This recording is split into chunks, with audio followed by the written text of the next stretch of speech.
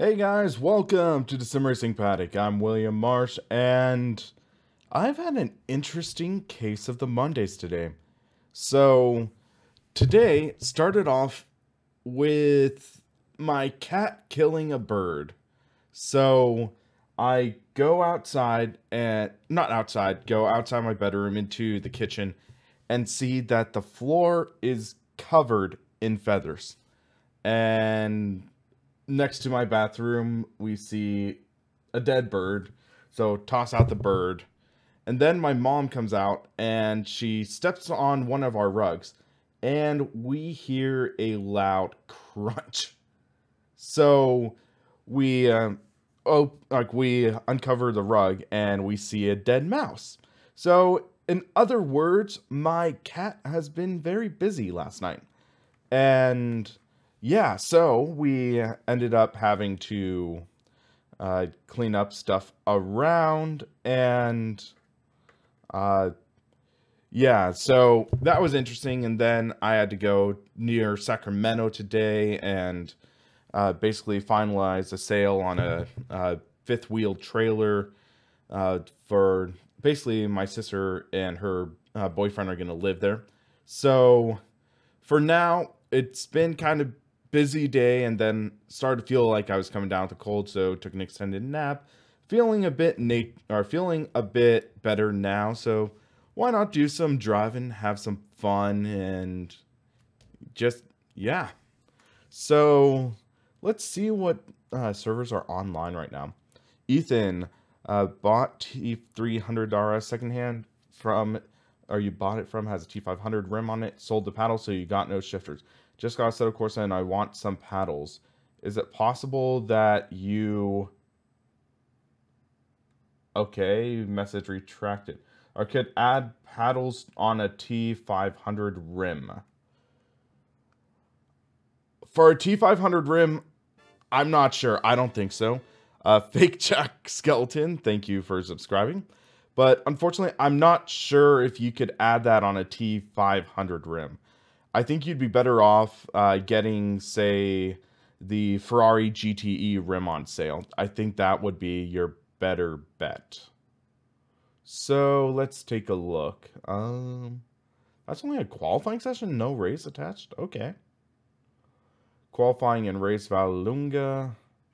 Servers look to be a little bit dead right now, so let's just... I want to unwind a bit, so why not just go onto a track? So what car did I put as the opening? Oh, that's a Pagani Huayra. The Huayra is not on this list, so let's just do the M235. That's a fun, decent handling car. Okay, Test just subscribed. Okay, well, thank you, Test. I'm guessing a lot of people fought against you for that name. Hey, Mark. So, Mark, I kind of want to talk to you real quick.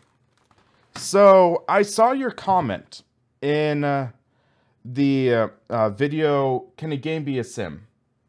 And basically, you were throwing a fit saying, there are people that are starving right now. And like, we're arguing over a video game. There's no relation between that. You are just saying something like that to cause a stir.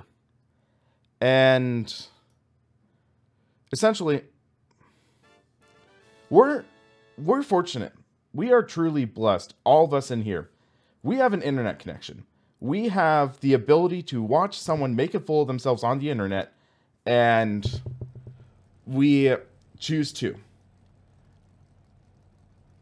And talk is cheap. It costs you absolutely nothing to write those words. But are you doing anything about it? Are you doing anything about those people suffering from hunger? Are you doing anything to help improve someone's life?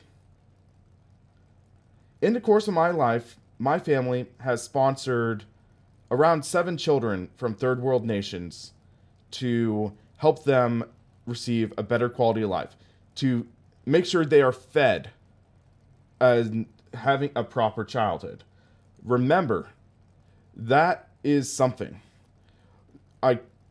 If you want to email me, shoot me an email, william@simracingpaddock.com. I will send you $10 through PayPal, as long as you promise me this. You will find someone in need, and you will give that $10 to someone. I'll admit, I'm blessed. I am in a position where I can sit in a chair. I can sit in this cockpit and drive a virtual car. And right now I have 19 people watching me. And you can use that power for good, or you could use that power for bad. But I choose to use my influence. I choose to use my ability to influence people to try to cause good. What are you doing? And that's all I'm going to address for that. Now, let's have some fun.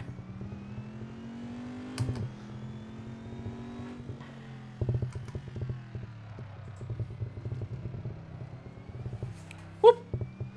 Oh man, this thing's oversteering. So, let's talk a little bit about this cockpit. So, while I was off stream, I mentioned in my stream on, I think it was Saturday, that I had this issue where I had my monitor about an inch off center. Since then, I fixed that. Since then, I have leveled my monitors and the bezels. Fledo, I said while I was selecting cars, I decided to change my mind. I wanted to go with the Vet, which might not have been the smartest move because, man, that's a lot of low-end torque. But yeah, so I fixed the issue I had with the monitors. I made them centered again. So that, oh, this feels such a good surround view. And I'm enjoying it. Just making, oh shoot. I was checking audio levels, so I might lift up the audio level a bit. Let me know if you can still hear me okay. So, I fixed the monitors. I want to fine-tune the pedals. So, now I think tomorrow I'm going to work on the pedals and also wire management, but also I think tomorrow is going to be a low-key day for me because I also need to do some work on a website I've been contracted to work on.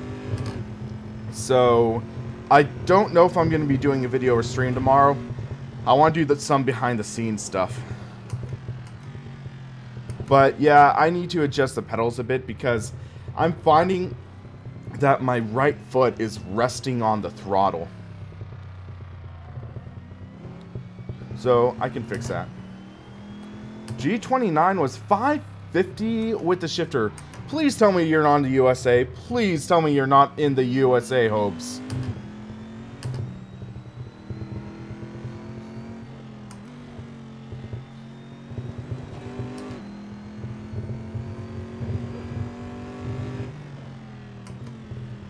But, oh, this pedal set feels so good. I'm clipping a little bit, so let's turn down force feedback to about 80. There we go. And I got distracted. Hopes in Australia. Okay, 500 Australia. Yee. If that was 500 American, it's like, no.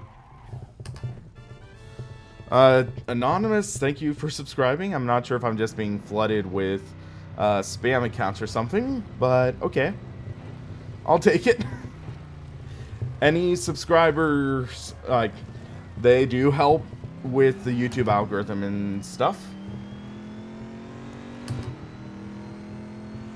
Okay, so now let's get going. So sometime I need to take a look at BeamNG Drive. I have not touched BeamNG in like 3 or 4 years.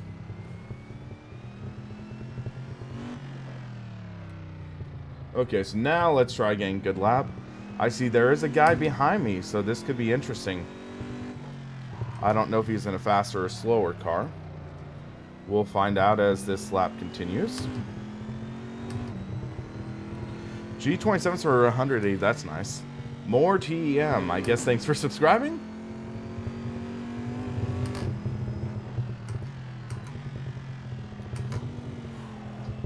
Oh, man. And Mr. Meme. Weren't you subscribed before? Mr. Meme, I think you were subscribed before.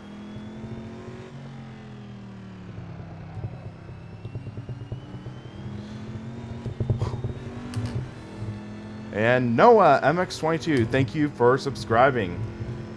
Noah, are you a motocross racer? Because MX, that's what makes me think of. Woo! That was intense. So I guess we are in a faster car.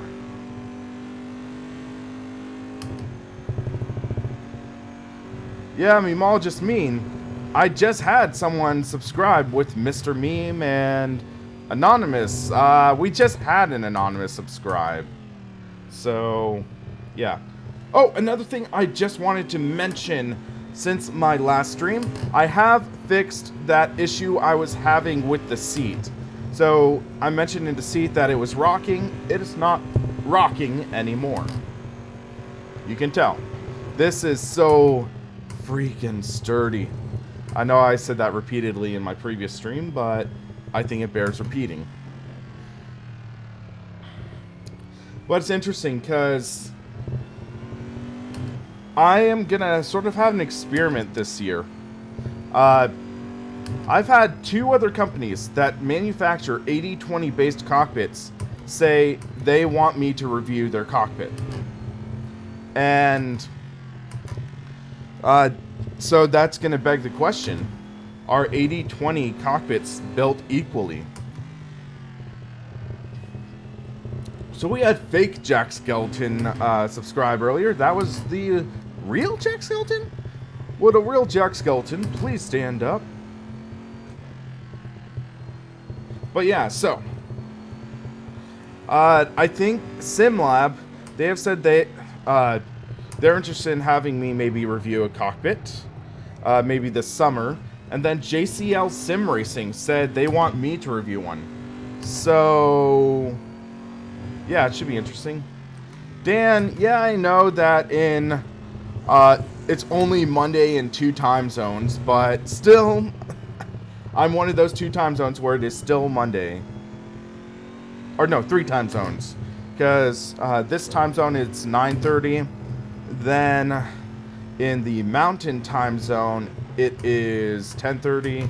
Central time zone it is 11:30. Gay has just subscribed. Hey EB, I am doing pretty well. How about yourself? Dan, have you heard if the G27 shifter is compatible with the G29?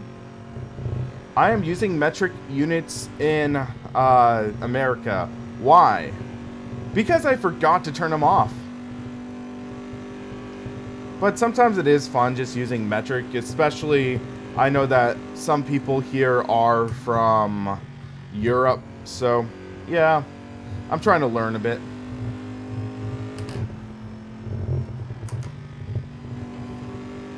I might not have needed to shift down there. But yeah, since I have gone back to these Husingfeld pedals, I have so much more confidence in my braking. It's just like, ooh, feels good, man. Feels good. Thank you, Jim Jack, for subscribing. I thought Jim was short for James, not for Jack. Hey, Lara Croft Leon. Hope you're doing well today.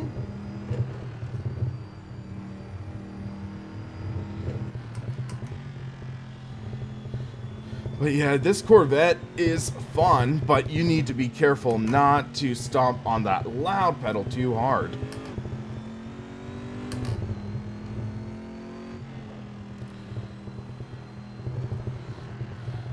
I know I'm not the fastest guy around the ring, but I enjoy every second of it.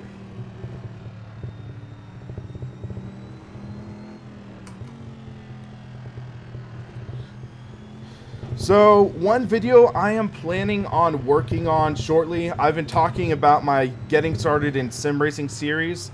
I want to start my first video soon, which will cover the topic of what are good sims to try out. So the pros and cons of titles like iRacing, PS Fake iRacing, thank you for subscribing. And then also pros and cons of Assetto Corsa, R Factor 2, Race Room, and so on. So I think that could be a fun video.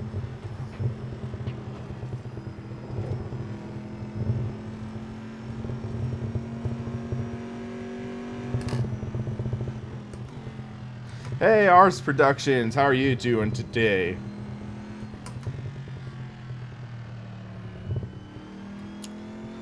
So let's see what lap time we get.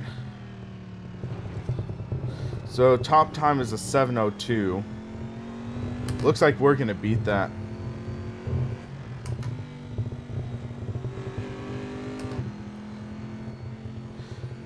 iRacing calling Assetto Corsa expensive. I'm sorry, I just gotta laugh out at that. Boom! Top of the charts.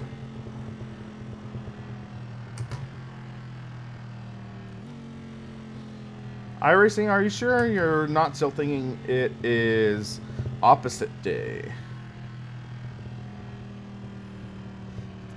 Freaking love that engine note though. So, okay, question for you guys. How is the sound level right now? Because it looks like it's okay. Could it be a little louder? Could it be a little quieter? Let me know what you'd like.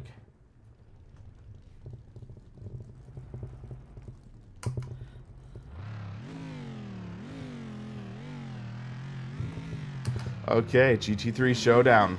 The Merc AMG. Behind me. Hold on.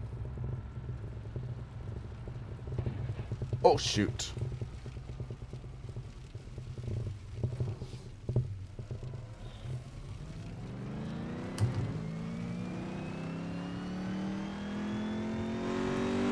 Okay, so I just made it a little louder. Hopefully that is a little better.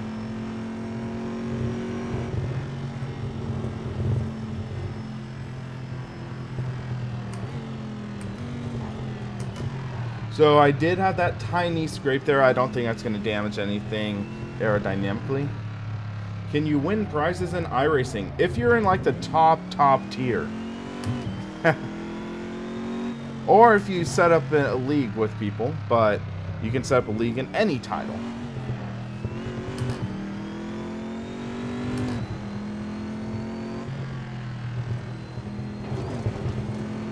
Woohoo! But it's okay. Another thing I want to comment about this cockpit again is the seating position. This is a great seating position.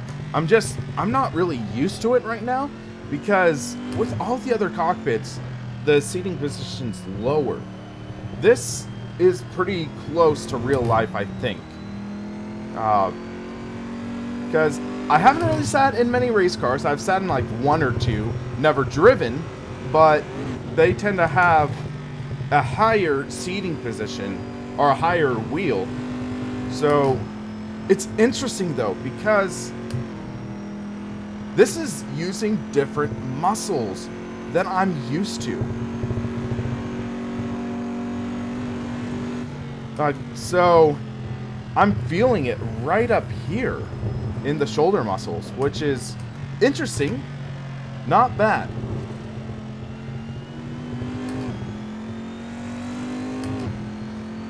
Okay, so let's get back to the message. Christian, I'm doing well. Playing Project Cars 2 with the Corvette. That's a loose car. Yep. All I really have to say for that. Chris Ennis, TSPC for $399 or T300 with 599 wheel and T3 PA pedals for $399. In my opinion, the TSPC is a superior wheel. The only two downsides I'd say with it are A, there's no pedals with it. B, the rim feels like it's more designed for like specialized uses. If you're a drifter, it's not a great rim. However, Chris, if you have the budget, I would recommend getting the TSPC maybe with the Club Sport pedals or CSL Elite pedals. Those, in my opinion, are a great set. I'm hitting those curbs really hard right now.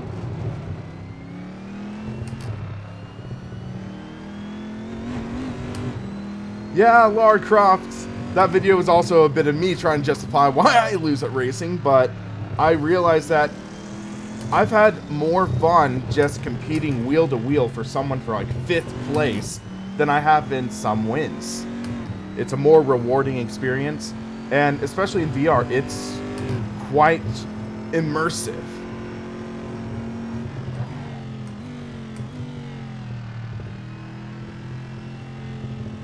Okay, most authentic online racing experience, race NASCAR, sports cars, IndyCar, iRacing has it all. It definitely is, in my opinion, one of the best for a streamlined pick-up and play online experience. However, you do need to invest both time and money into progressing. That's one of the downsides. Thoughts for Morgan Freeman being in the latest Mountain Dew ad? When I saw that, I was like, wait, what? And then I was like, okay, that's cool. And then I was thinking, man, Morgan Freeman's starting to get old.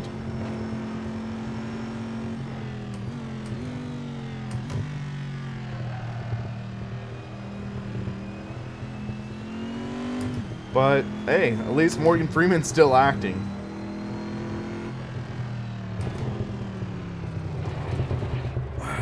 Overshot it.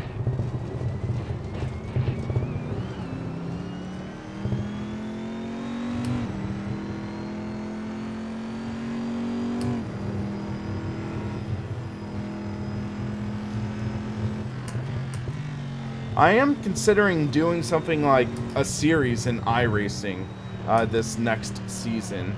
Try to race the full series. So I'll try to look into it.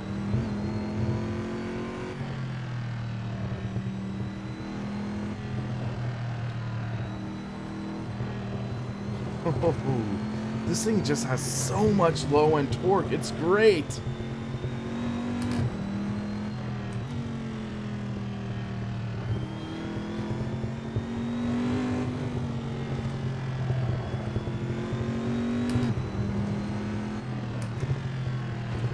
Oh, that curb. No, no.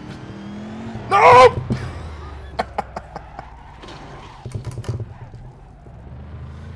The cockpit, yeah, this is so much fun. This is a track day server. It's the one with the most cars in it, last time I checked. Man, that lift, though, that is intense.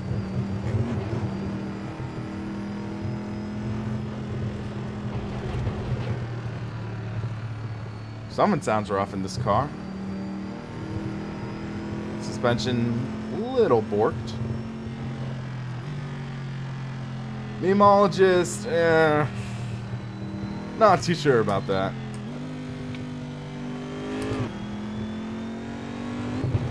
Do a lap with the controller, see the time difference. Unfortunately, I don't think I have a controller in this room. But I've been interested in doing a video about that.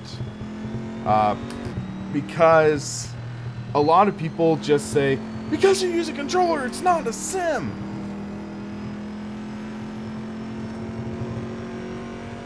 Well, memologist, usually the people I have made mods for my chats, they've been following the channel for a few months.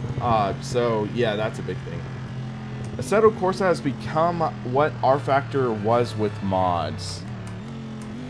Dylan, thanks for subscribing. Ouch. Yeah, that car got worn out. So let's see what to do. I'm gonna go to Slick Super Softs. I want to do a fly-in lap. Actually, I think... So for just messing around, nothing serious, would I still spend the money for TSPC and decent pedals over the T300 Alcantara? It's still okay. It's still... Like, the T300 is a good setup. Hold on, so... I'm gonna raise the front spoiler. Dan, this thing, solid as a rock. The mount is incredibly solid. So mounting at those shifter holes, no problems whatsoever. So yeah, I am fully confident in this wheel with that. Bocephus, go Sharks! So, for those of you who don't know, either from me or Gamer Muscles channel, I am a San Jose Sharks hockey fan. And they have been on a tear lately. They've been doing so great. They just, last night, beat Anaheim 6-2. So I was happy about that. What's my favorite era of motorsports? I would say the 90s. Because that was the end of the V12 era, going into the V10 era of Formula 1. Le Mans had some incredible cars. And then, let's see. NASCAR still had some great hard racing in the pre-chase days.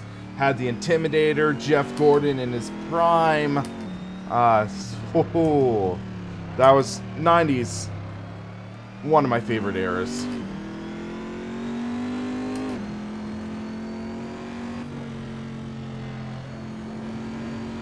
So let's see how hard I can push now. Oh, that is a lot of speed into that corner. Going to these super slick, or super soft tires. There. Oh, I'm just on softs? Or no, I'm on super softs. Okay. I was looking at the wrong time. 90s DTM. I didn't know DTM existed until like mid-2000s. I was kind of in a sheltered bubble. My dad was just NASCAR fan, so I grew up just watching NASCAR. I knew about Formula 1 and the 24 Hours Le Mans. I never watched them as a kid, me being a stupid American hick. But in the 2000s, I definitely brought in my horizons.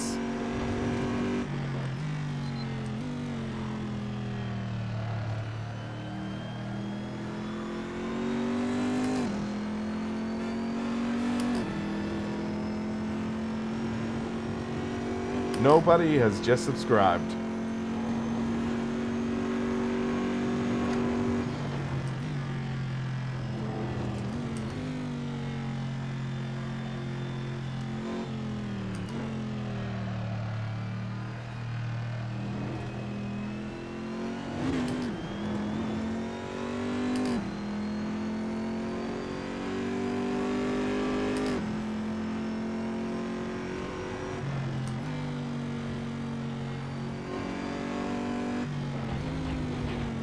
Oh, shoot, shoot, shoot, shoot!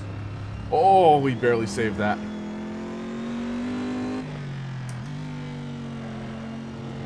That's likely gonna have my tires heated up a bit. Less than ideal, but it's okay.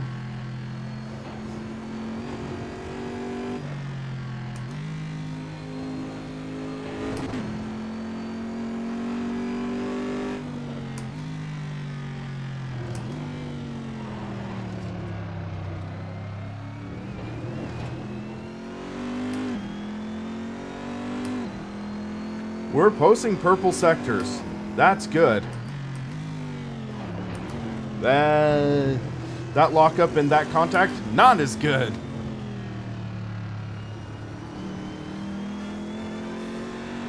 Timmy Torres, thank you for subscribing. Car feels to be tracking mostly straight.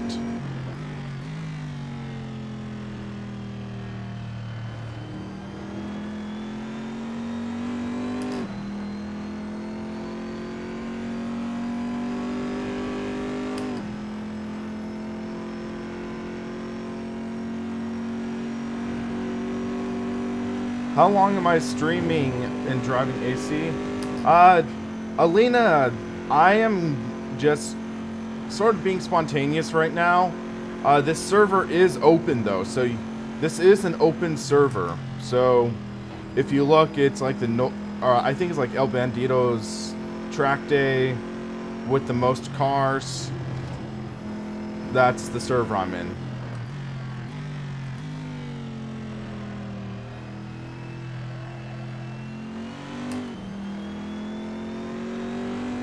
Is there a bigger difference between new cars in this rig?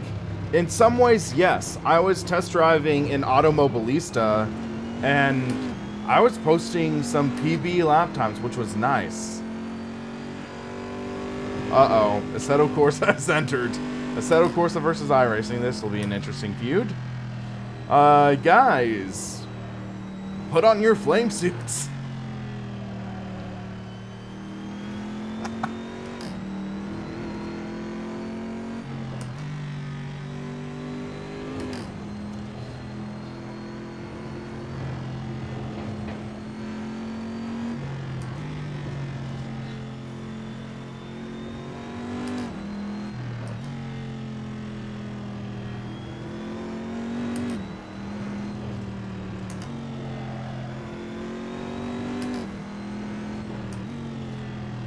So I do have a video on the channel. It's will a high-end set of pedals make you a better driver?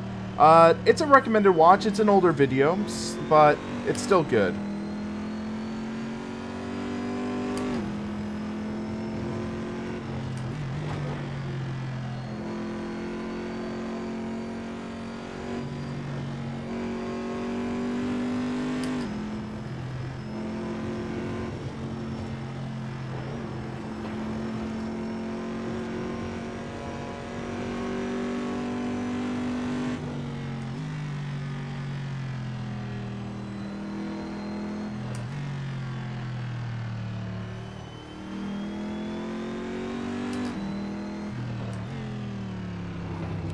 But yeah, lowering that front wing has helped so much.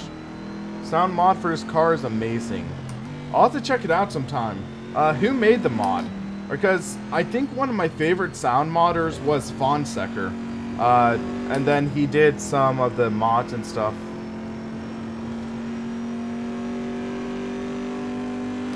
Boom! 632.999.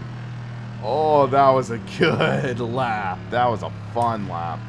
I did at the wall, so I bet I could get it under a 630. I bet I could.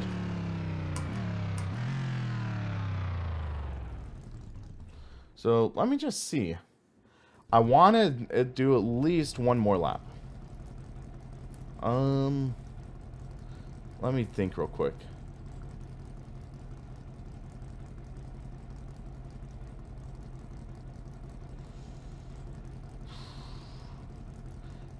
I'm going to lower the suspension rate a bit.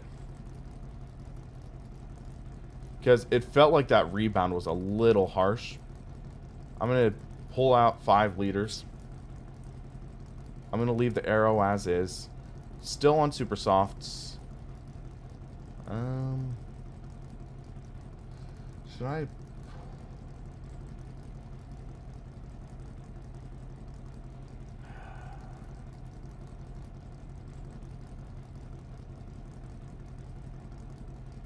I think this will be a good. Hold on a second. Guys. I'm going to put you on timeout. Try to behave, guys.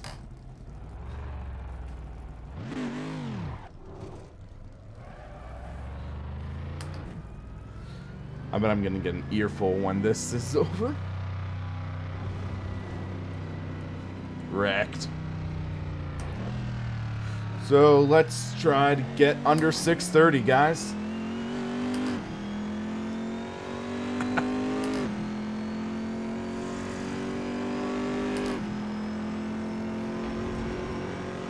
All right, Marquise, you have a good one, man.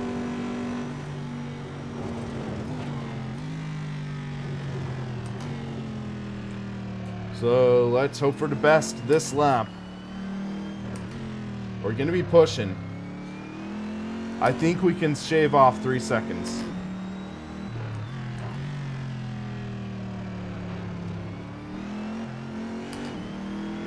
You have a full 5-1 surround sound home theater setup. Yeah, I only have that in my living room. I'm just using stereo for now. I do want to get a 5-1 system though. I do. But headphones, they work fine for me for now.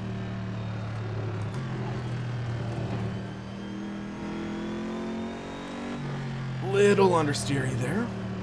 But I think the suspension adjustment is working out pretty well.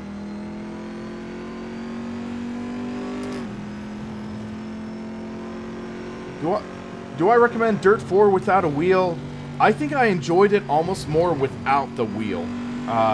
It is a very fun gamepad controller game. It really is.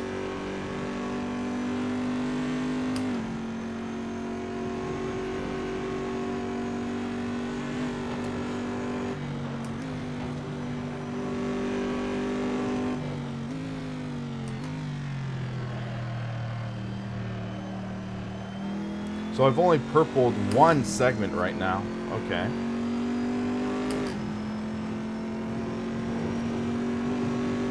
Oh, that's the second purple. So if you look at the top left, that's like my lap times. So purple means I'm posting the fastest sector out of any car on the track right now. Green means I have gone faster than my best lap.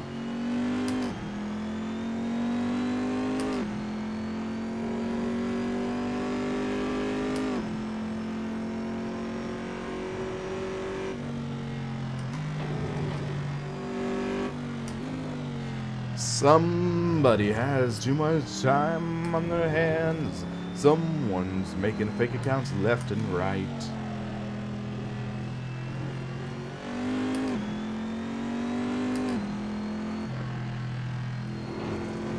Somebody knows that they are crazy and they're just trolling with the audience.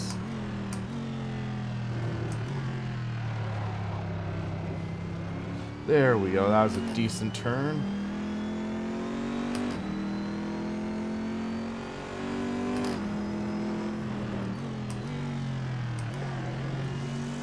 We didn't hit the wall this time, yay!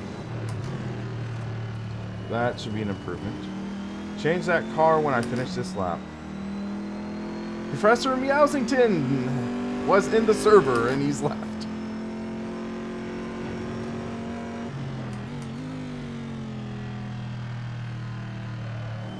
Get on that torque! Power! Lara Croft, you might be. Wait, Lara Croft Leon. Are you Leon in the Discord chat?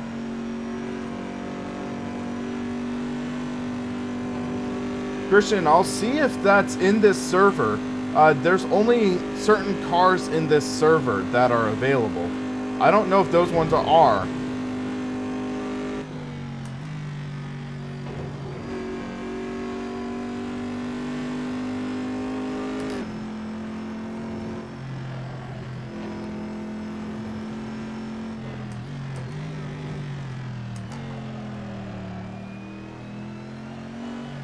Oh, some oversteer there.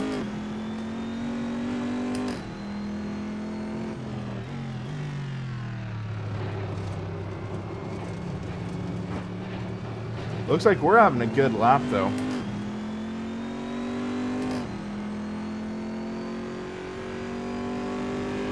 Let's brake.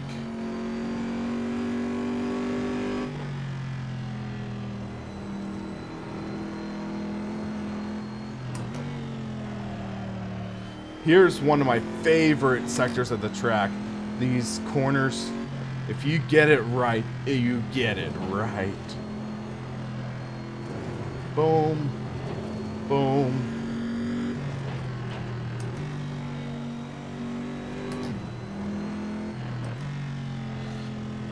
Little oversteer there. Clip that second apex.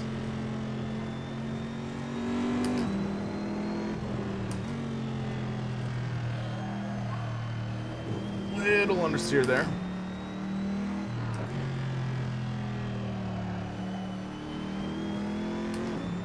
I always try to take it easy through that left-hander because that one is a deceptively difficult corner.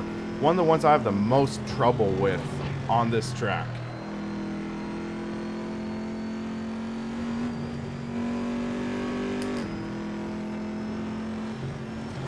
Oh man, the air getting under that car. It's so, whoa, tricky.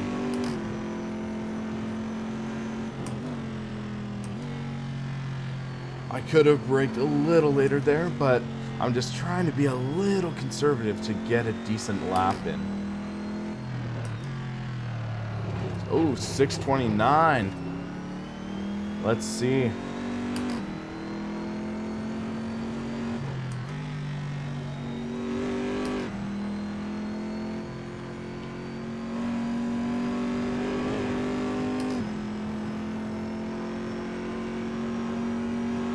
Okay, Laura Croft, Leon. Fair enough. Whoo!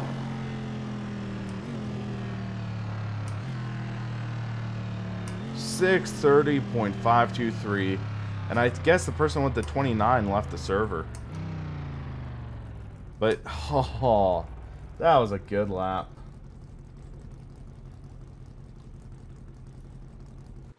So let's see what other cars are on the server, because that's the GT3 car, but 630 in that. You can see I was pushing pretty hard too. So M3 GT, let's turn on display capture. I'm gonna refresh the servers.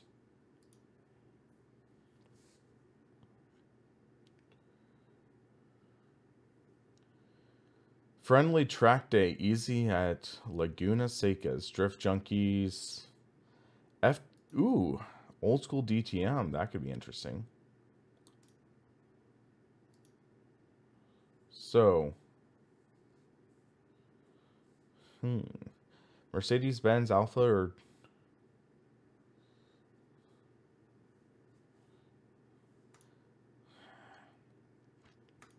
I'm gonna go with the Beamer. I need to make sure of something though, because I don't have the H shifter mapped. So we have to make sure that works properly. Yes, that's proper. So let's try out that server.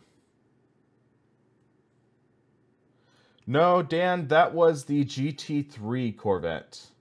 I think it's only iRacing, and yeah, iRacing had the GT1 vet, if I remember correctly. Sorry, Lena, maybe I'll go there later again. iRacing, wasn't that event 3 days ago?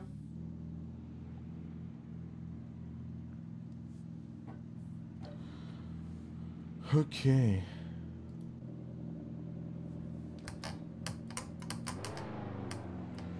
Seriously? Okay, so it's not letting me use the paddles. So the reason I'm going to be using the paddles is because I do not have my H shifter map and set up on this rig yet. I need to figure it out. So let's see real quick.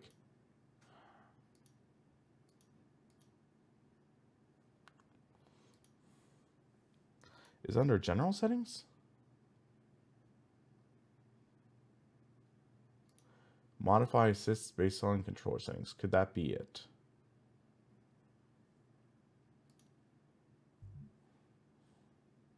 Let's try again. No, it was 3 days ago. Not 3 days ago. Ay. Oh, it's GTE car. Okay, my bad. These classes get so confusing, especially in sim stuff. Okay, let's see if that fixed it. Yes, it did. Yay! I did it right. I'm still gonna clutch though. I'm gonna call it the empty box way.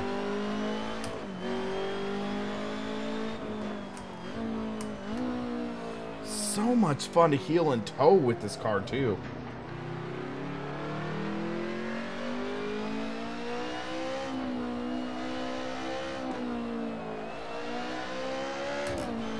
Woohoo!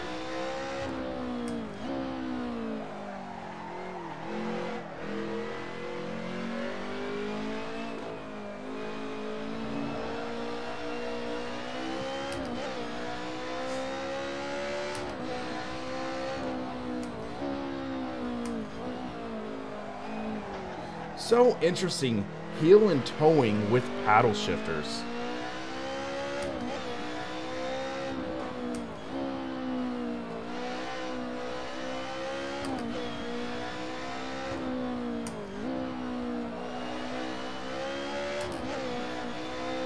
Haha, power!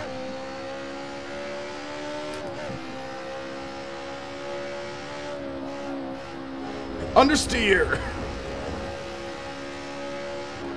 Brian, at times, yes. I might try doing another racing with subscribers later in P cars, too. But honestly, I've been enjoying Assetto Corsa a lot lately.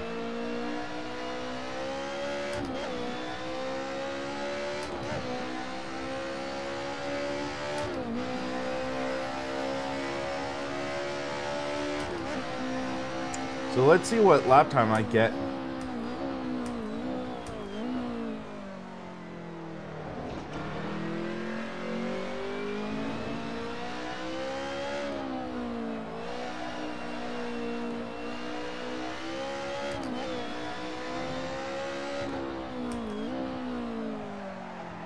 I need to put on a pedal cam for this. That guy in the Alpha, he is fast.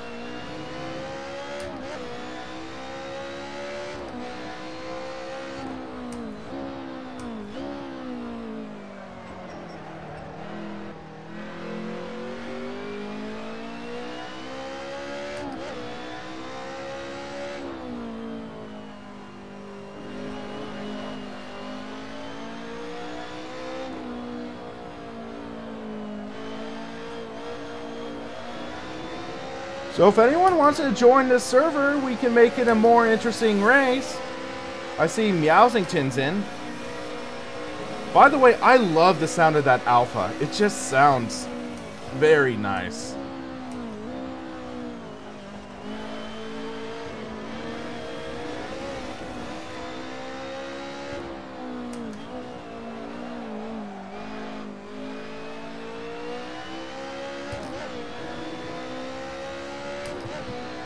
That guy must have had some issues.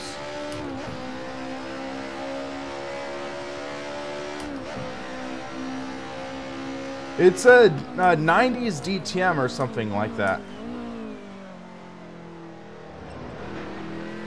Thanks, Rob.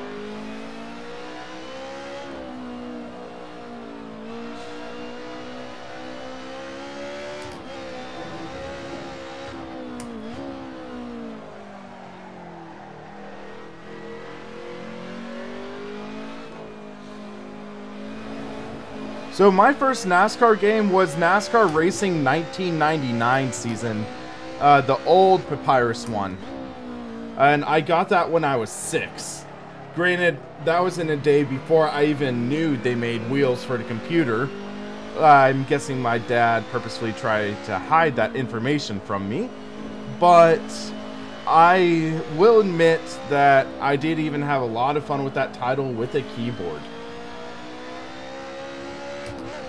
And also ruining paint schemes in the paint editor.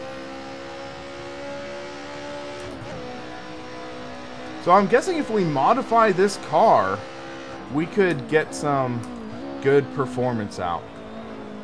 Whoa! Maybe not driving like that.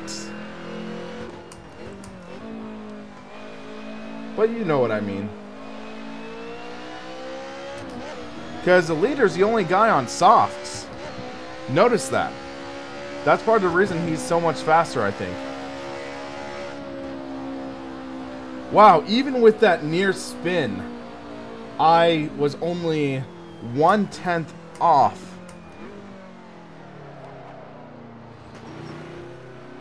Alpha's doing donuts. Hey, Michael, right now it is only 10:08 p.m. here. So it's not too bad. But I mean, if we tweak some setups and stuff, I think we can compete for the win. Whoops. But yeah, so I started off with NASCAR 1999. I never had actually gotten NASCAR 2003 season until 2013. My friend gave me a bootleg version back in the day. I do not condone piracy, but he gave me a bootleg version back in the day. And then back in fall of 2013, I found NASCAR Racing 2003 season for $1 at a thrift store. And I was like, score! Actually, you can still see my story on it in the Inside Sim Racing forums when I called it my score from the thrift store.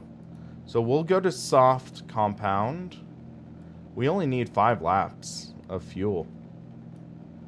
So let's go to 15 to be safe.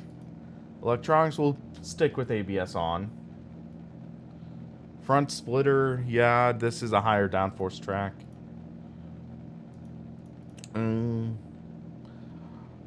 Should I lower the rear wing though? No, that's not our issue, so I think we'll be okay.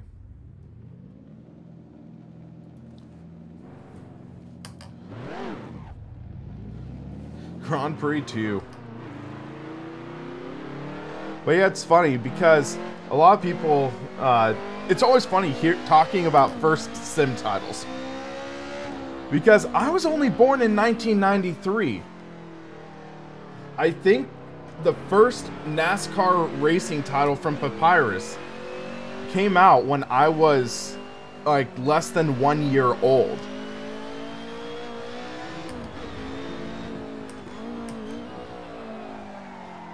So it's always funny hearing about this. So actually, let's think. I think I'm clipping. Yes, I am clipping a bit. So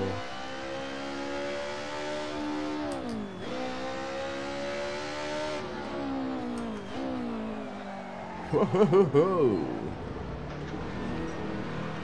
There we go.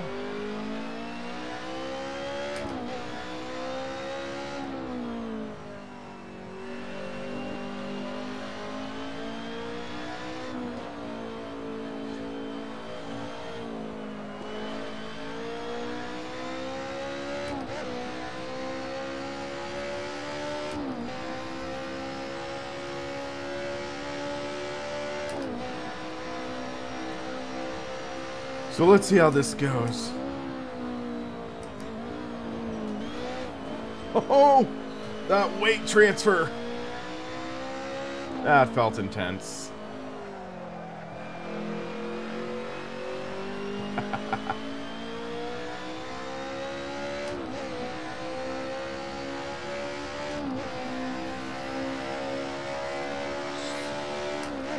PRF, is that Professor Meowsington?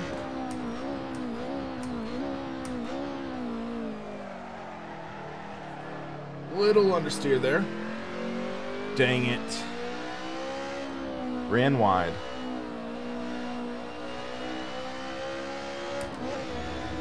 Whoop, whoop, whoop.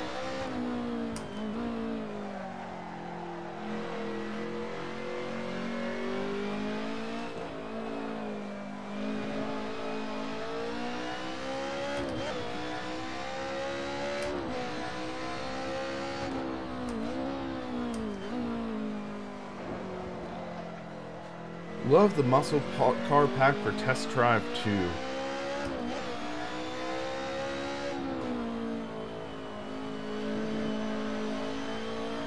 Gonzo, I am loving this new rig. It is so freaking comfortable. I need to fine tune a couple details on it. such as my pedal placement and stuff. But oh my gosh, I'm enjoying this so much. It's funny though, because in some ways, driving the other cockpits, you really have this compensation factor. You compensate for the flex subconsciously, but you do. But this is just so sturdy. I had to compensate for there being no flex. Dang it. Slid a bit. Thanks, Michael. Thank you for that very much. Got distracted by the cha-ching. I keep on braking too late. I'm used to modern cars going into turn 1. But, okay, so Meowsington logged a 137 there. First in was Jeff Crammond's Grand Prix.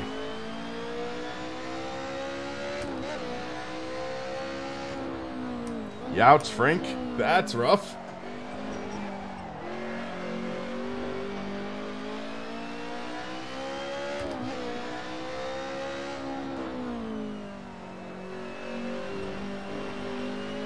So, here's a random question for you guys.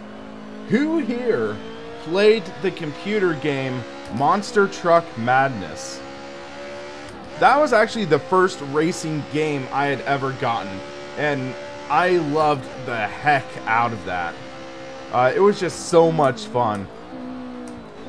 And really was ahead of its time in some ways, according to features, which I think was in part due to TRI having a close relationship with Microsoft.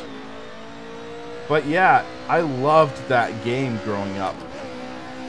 I still have my copy of Monster Truck Madness 2 as well. Okay, so we need to brake early here. There we go.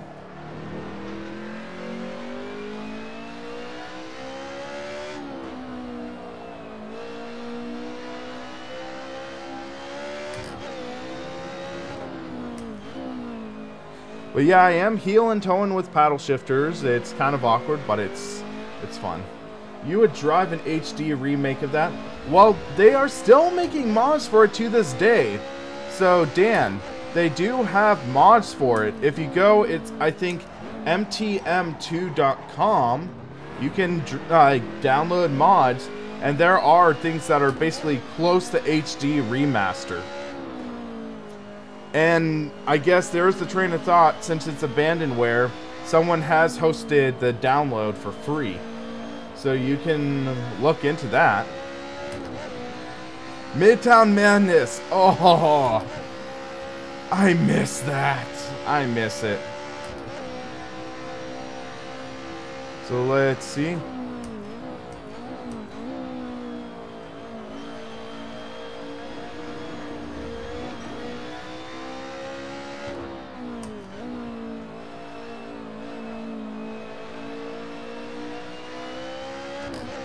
But yeah, Dan, if you go to mtm2.com, I think you can find most information you need. Ooh, 8/10 off pole. I think we can get that.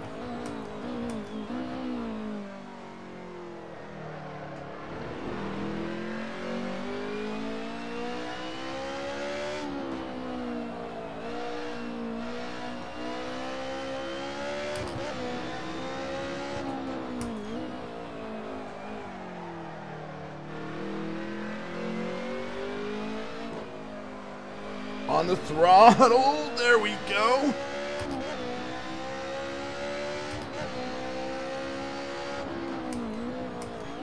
Here's where I lost about a second here last lap. So we took that so much better there.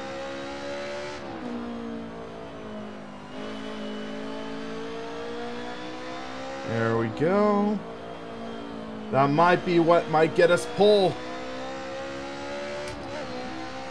So another game I never owned the full version of, but enjoyed a lot, was called Hellbender. It was sort of this sci-fi flight shooter game. And I enjoyed that a lot, the demo. I recently found the full version at a thrift store, so I might see if I can get it working.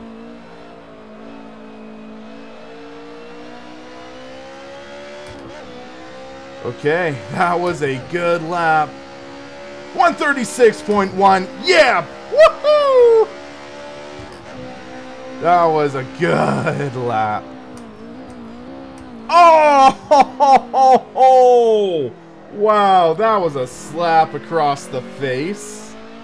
That was a total slap.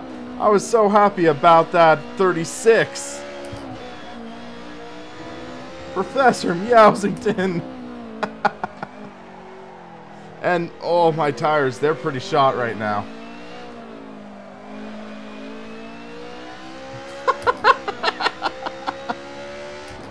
This should be a fun race, though. Because we're just literally neck and neck right now. But, yeah, you can tell my tires are pretty shot right now.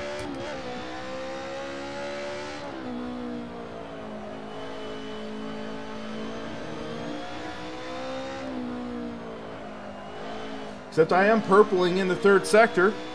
Or is that second sector? That could be a positive sign.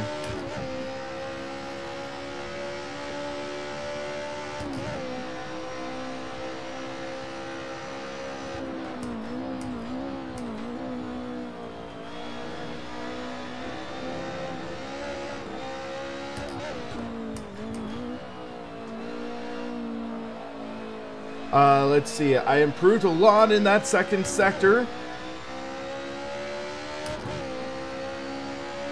Oh! 89 thousandths of a second. Oh, man. Wow. Oh. I had a few slides there in that lap. If I kept that car straight, I think I would have had pole. Oh, man. Professor Meowsington. Good lap, man. Good lap. Woo-hoo-hoo-hoo. So let's just see. It's a 5-lap race.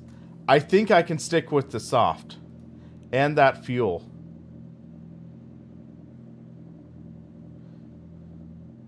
So, Ron Smith, my goal for end of 2018 is 25,000 subscribers. That's my goal for the end of 2018. And I think we're on track for that. I have a couple big ticket videos that I have lined up.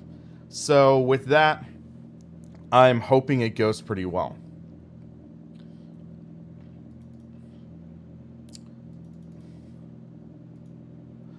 Man, that was so freaking close.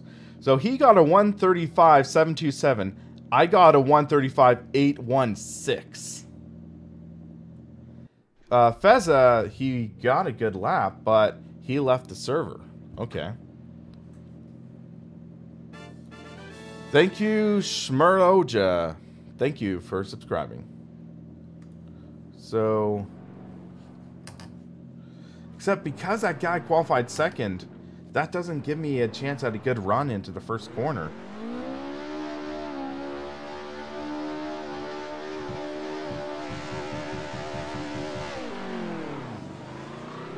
There we go. I'm going to get this guy running on me on the inside. Hey, Juwan, how's it going, man?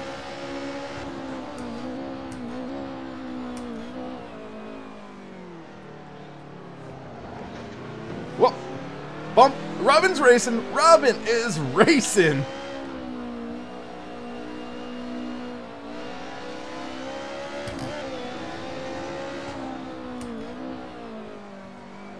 Oh, he spun. Oh! He overcorrected and boom, confetti, he's around.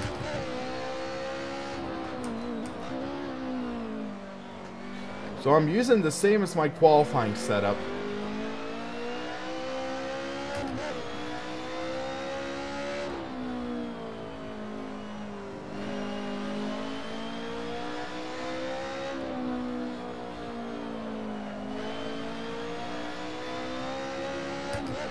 I might catch the draft.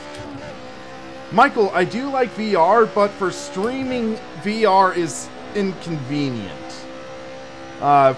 Multiple monitors is great for managing a stream, so I'm willing to make that compromise so I can basically interact with you.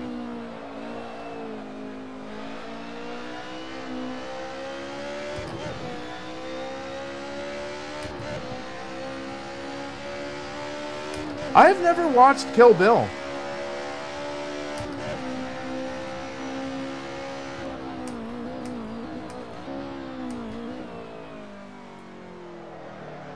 Can't get on the throttle quick enough. I wanted to get on the throttle earlier there. He's going a little wide there. Let's try to capitalize. Gone into the slick stuff.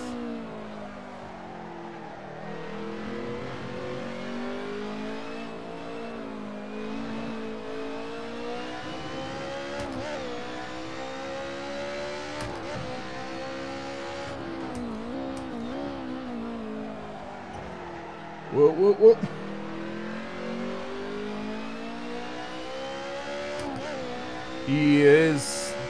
He's building up a gap. I don't know if his tires are going to fall off, though.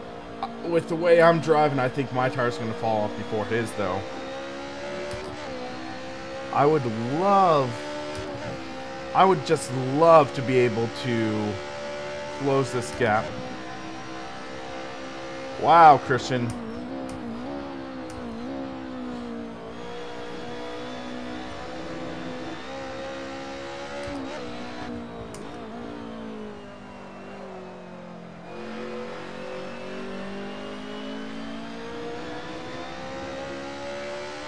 So let's see what this gap is. 1.6 seconds.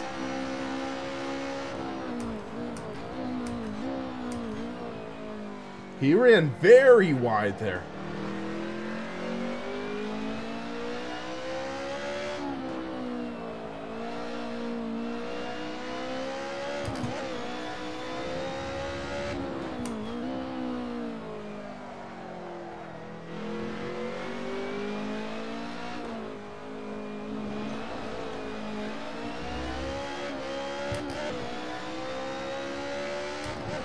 That's the tricky part.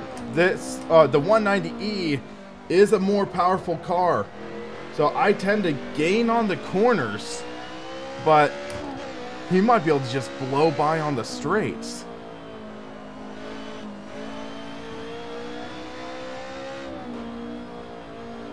Because this straight is where things get a little concerning.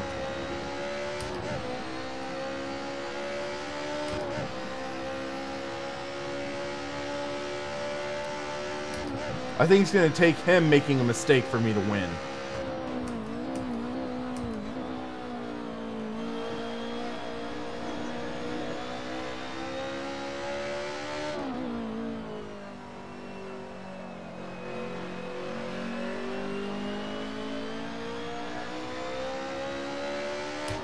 So it was 1.6 last lap. I gained 0.6.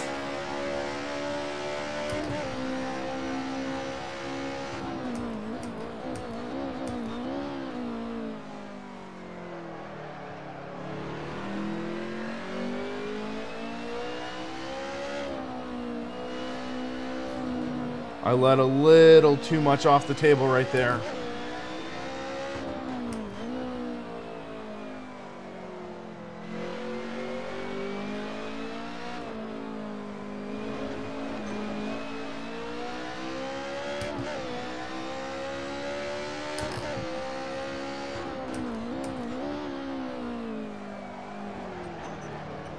You ran wide, I ran wide. Not that great.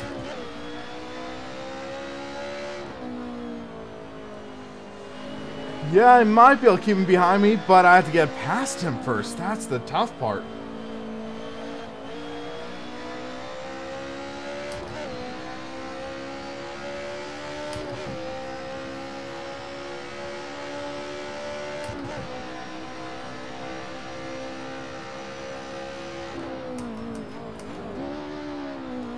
I over-revved it. This is not going to be good.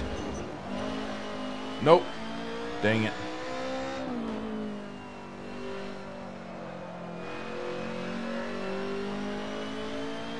That might have just shot my chances. I know Professor Meowsington. He's not one to spin. He's not one to crack under pressure.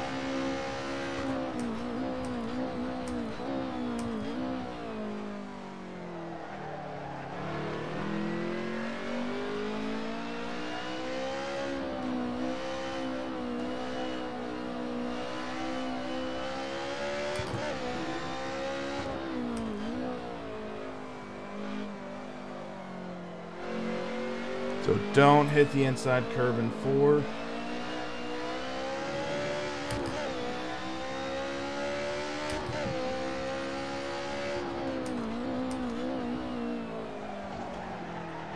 Wide. On the throttle.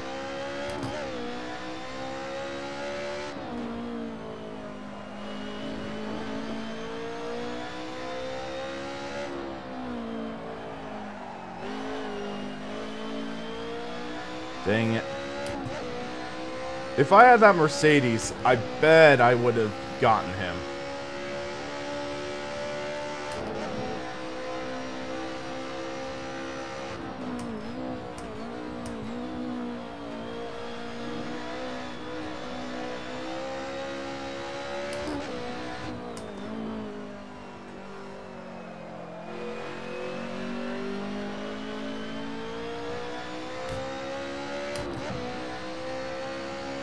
Close battle, though. I mean, I made that mistake with 2 to go. It could have been much closer, but yeah.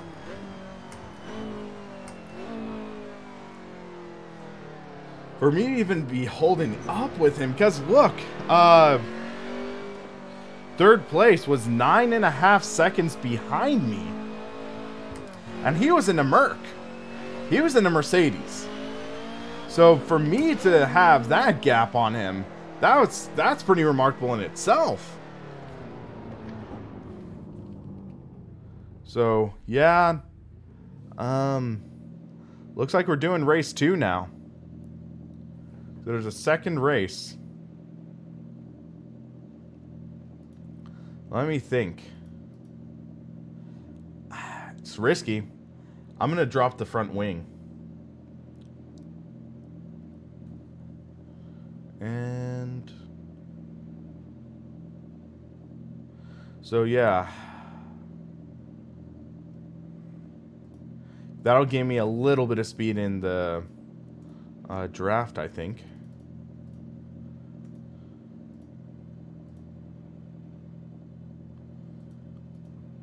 Excuse me.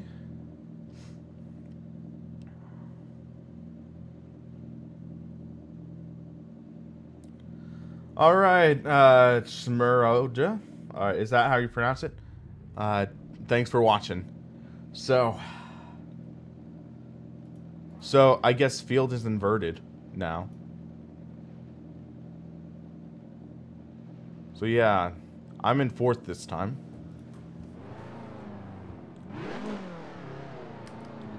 So let's see how this goes.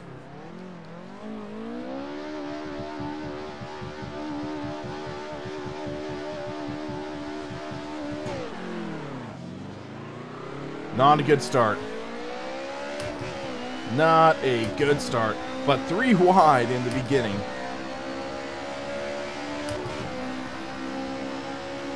So early on the brakes, first corner. Forcing the issue a bit. Whoa! I was there, man. I was there.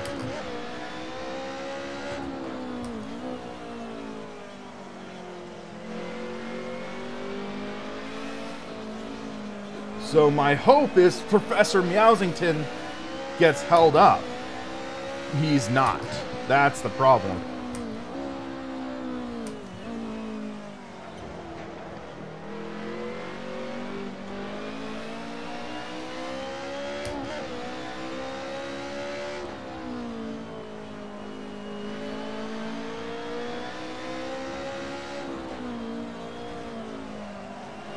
Here's my chance.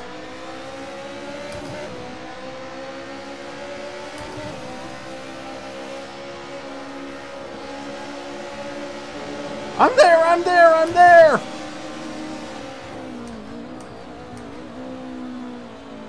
Whoa! Okay. And I get rammed.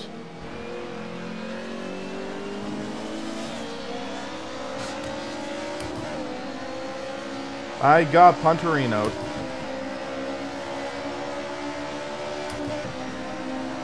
We are keeping up a little better.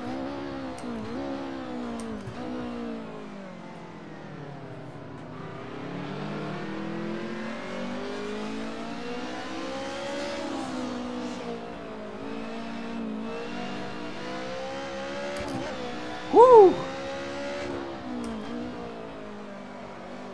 Oh, come on! Whoa!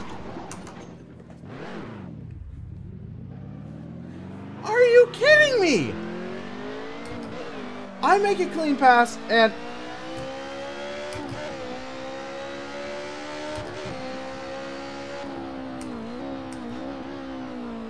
Sorry, RIP headphone users, but... yeah!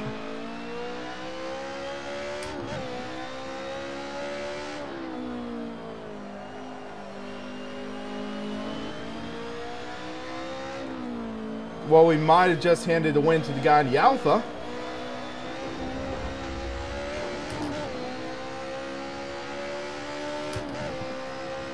Well, at least on the bright side, they are far back. We'll see. I finished 8 seconds ahead of this guy in the race, so...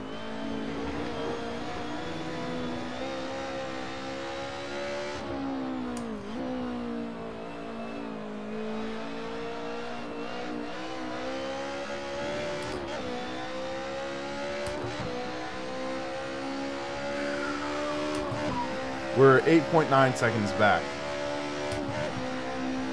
with 3 laps to go.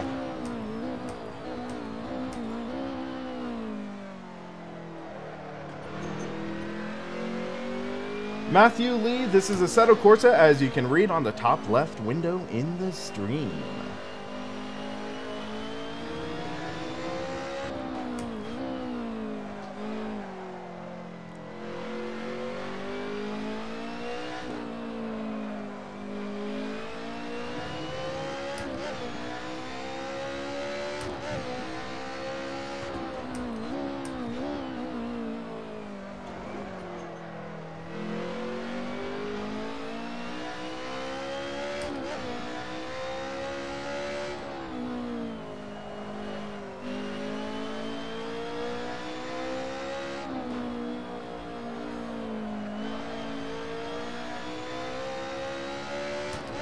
I think that's about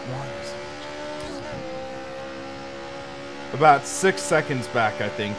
I think I gained about 2 seconds this lap.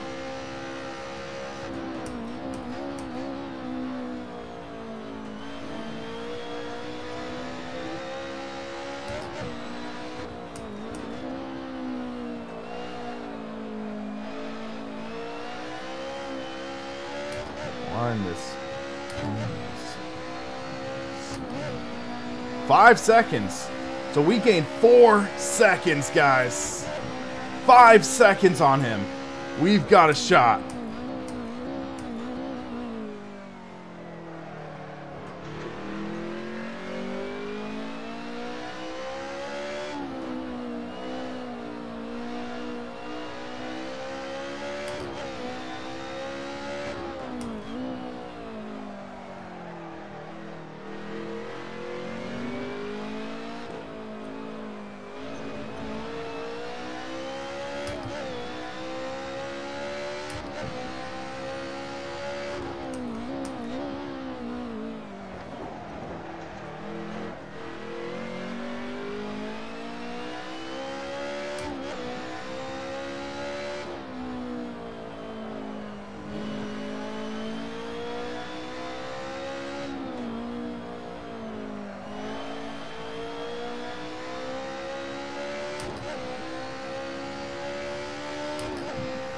So that's about 2 seconds, I think.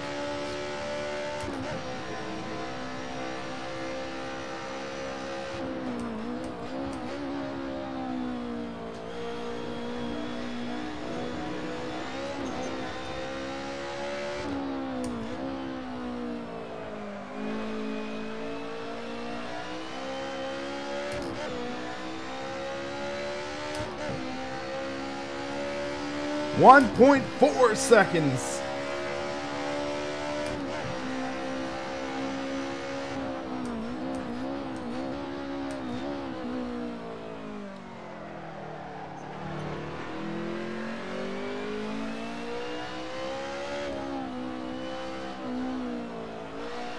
I think he is going to put up a fight, which is respectable.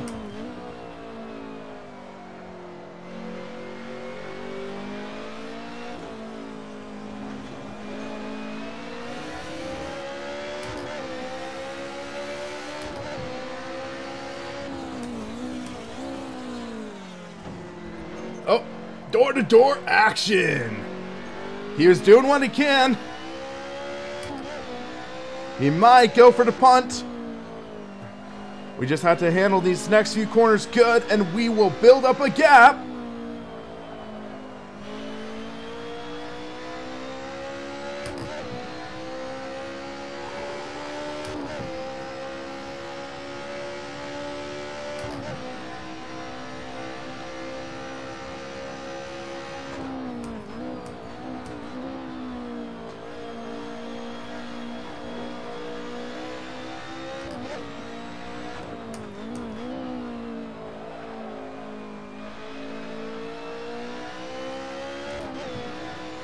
And I will take that to the bank! Woo! Ha ha! Yeah!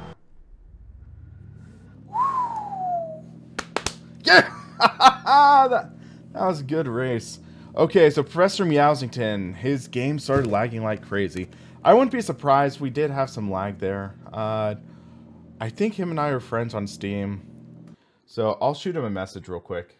But woo! Sorry, RIP headphone users, but oh man, that was a good race. That was a good race. So, woohoo! Let me check something real quick.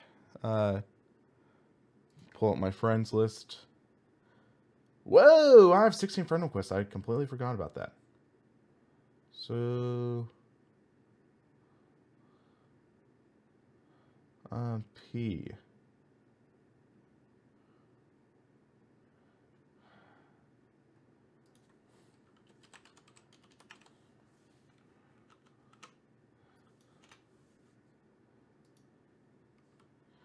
Hold on. Is that how you spelled it?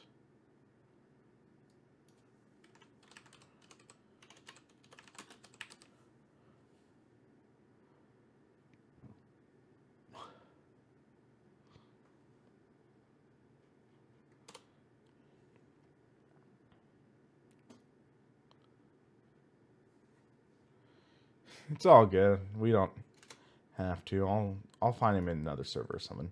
But hold on. I did not realize I had that many friend requests. But oh man. Yeah, Arts Productions, feel free to. WilliamSRP is the name. But man, that was a great race. We really, really reeled them in. Never give up. Never surrender, I guess.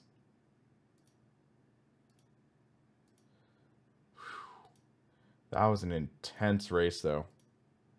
And I'm willing to totally believe that was lag that caused that incident, because that happens. And I had higher ping, admittedly. That was me connecting to a further server. Yeah, I saw someone sent me a request, but yeah, okay, we just added everyone there. Hold on. Let's see what other servers are open now. Formula Bath, Imola, DTM, Spa, GT2. Nah. Let's go back to that Nordschleife track day. Just sort of want to have a fun, relaxing session. So, let's go with the Ferrari. This should be fun. Oh, and Anastasia's in here. Okay.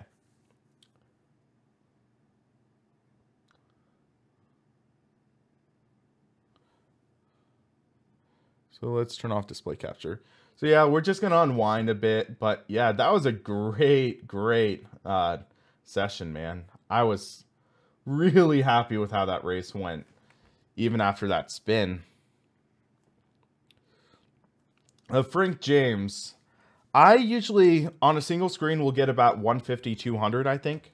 Granted, I'm running a NVIDIA GTX 1080 graphics card.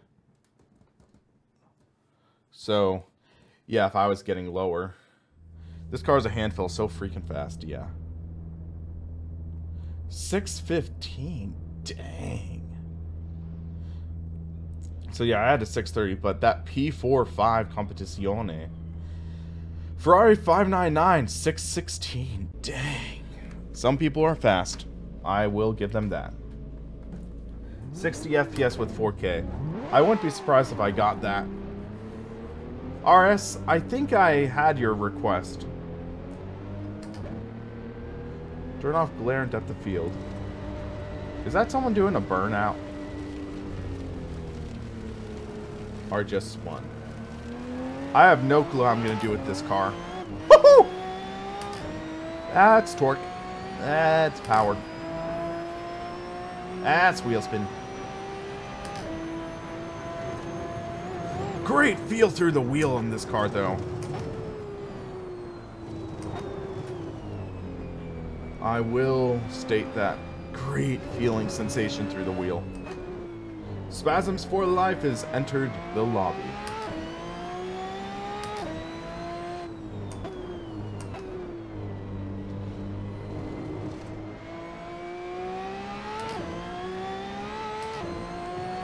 Man, this is fast. I don't know if this will beat my Corvette time, but yeah, this is fast.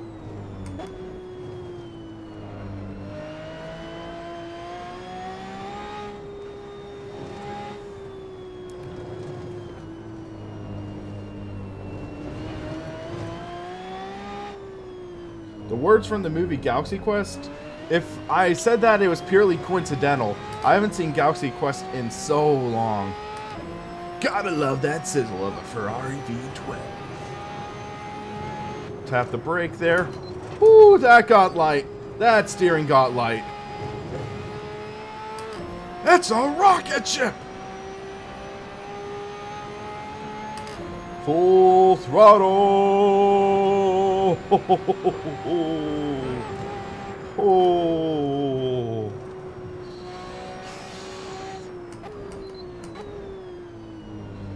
But yeah, this is so flippin' fast. Mind-numbing. That's a good word for it. I got a little air. I did.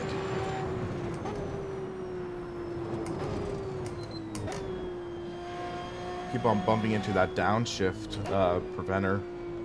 Engine safeguard, I guess. Little messy there. Okay, Victor, I'll see you in here. This is so much fun, though.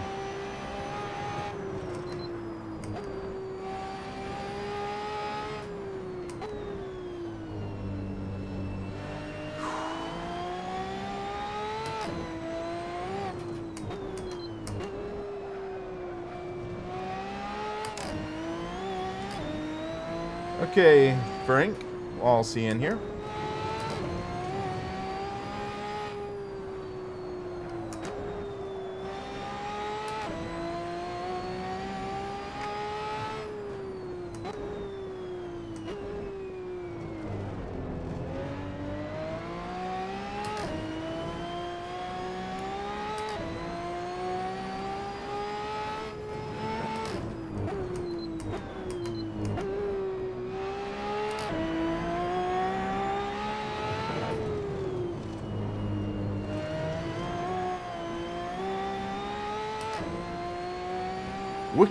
Victorious has entered.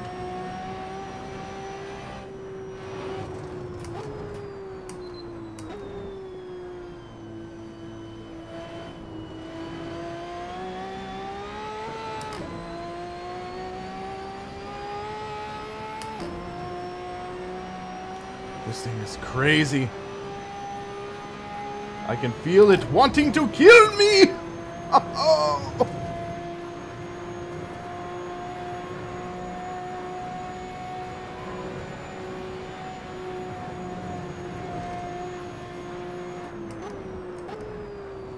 Oh, that was close. So, guys, if you guys are curious about what monitor I am using the BenQ GL2460. So, it's a 24-inch 1080p monitor, 60 hertz refresh rate. Couldn't really afford anything in triples higher than that.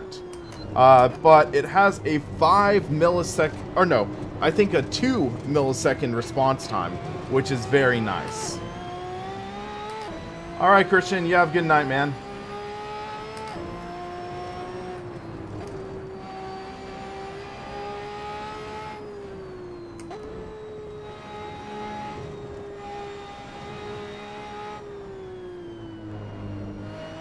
Little bit of damage there. Frustrating, but it's life.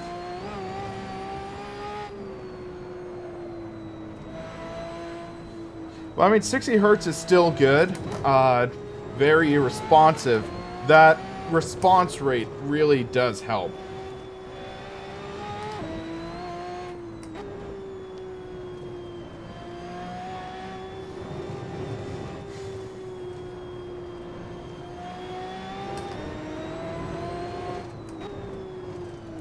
Yeah, I wish, Gonzo. I think Linus Tech Tips would be lucky if they got that.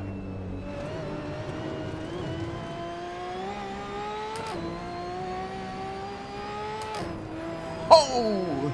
Some oversteer there. No!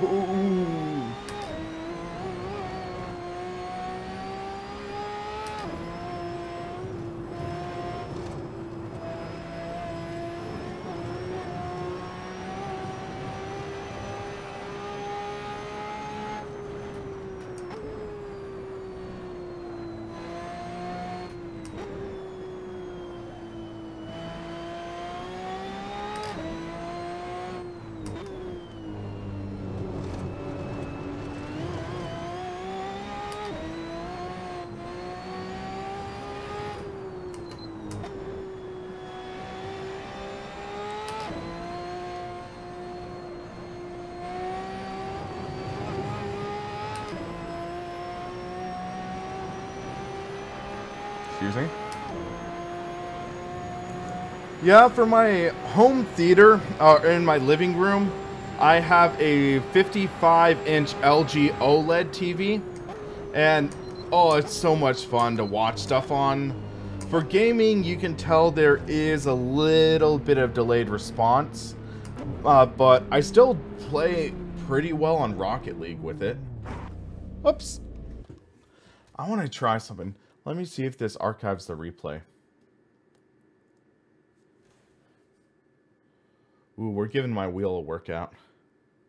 So, let's check something. So, Ferrari 599 Evo, yes. Okay, let's see. Make sure that saves. So, I'm going to turn down my force feedback because every time I'm hitting the clipping. So, gain, let's go to 70. I don't need the ABS effects on. Road and curb. I want to experiment, see what happens if those are off. Because those are just additional effects. Whoops, I just realized. So, guys, where is it? Display capture. I know some people ask me what my force feedback settings are. So, I had it at 10. I had it at 20%, 40%, and 20%. that's what I had it at before. I want to experiment, see what this is at 0. Because I had just default, but minimum force I like having on at 5%. I had gain at 100%, but I need to turn it down to 70 because it does clip.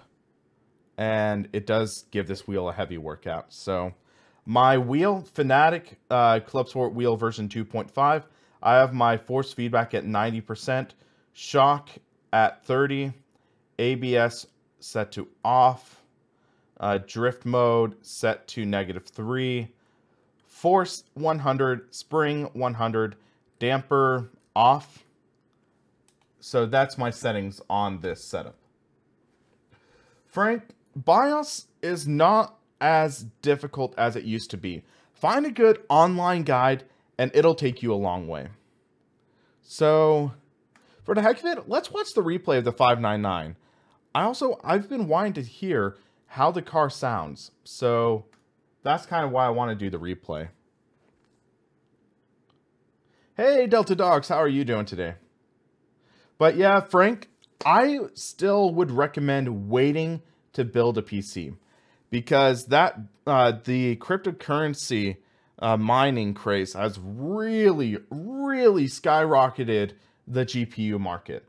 Where, for example, the MSRP for a GTX 1080 is about $499 to $550. Right now, I think if you look on Amazon or eBay, they're selling for almost double that, which I think is a loadable. You want to have that for less. I bought my GTX 1080 when it was $530. So wait to buy a GPU. Frank, it depends on the system. Some systems are compatible, some aren't. So, okay, I only saved half a lap. I need to increase my replay save size. But yeah, so keep that in mind. Keep that in mind that some motherboards are not compatible. It really depends on the system because there are different chipsets. For example, I used to have an older motherboard. And with that older motherboard, if I put my GTX 1080 in, the motherboard would actually be a bottleneck. Do your research, find out which hardware is compatible with what, and go from there. That is what I can recommend actively. Decent sound for a V12. Does sound a little digitized. If you want some truly incredible car sounds from YouTube, go to a YouTube channel. I'm going to write it down in the chat. This is one of my favorite YouTubers for car sounds.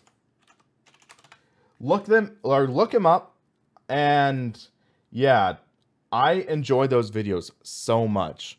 And no, I've never met him in real life or chatted with him. I love that guy's freaking videos. So let's see what servers are open right now. Actually, let's do an interesting experiment. Let's go a little crazy. I have a Formula Rim. I have never watched Zero Understeer, actually. I've never heard of him. I'll check it out sometime. So, hey, Brian, are you going to be in here for a little while?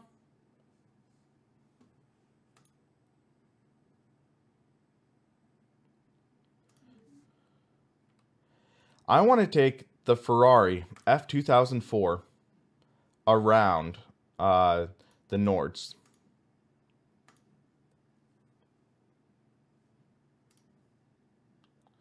RAM is going up in price again? Come on.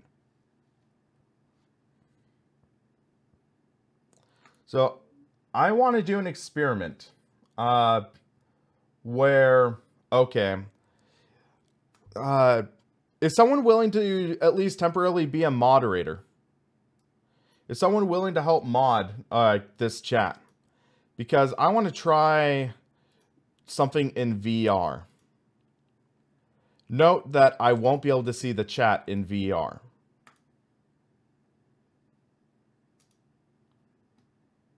So, hold on a sec. I need to change a couple settings.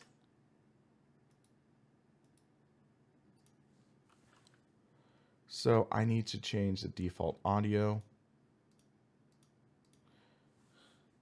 Change that in OBS. Okay, Victor, one sec. Properties. Change the Rift. Okay. Should be interesting.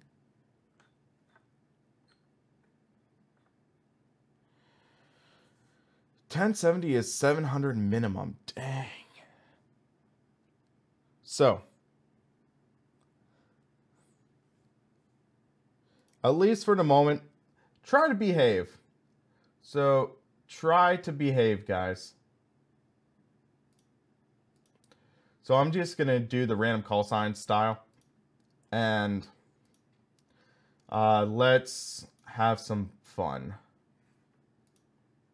So, I'm going to pull out the Rift.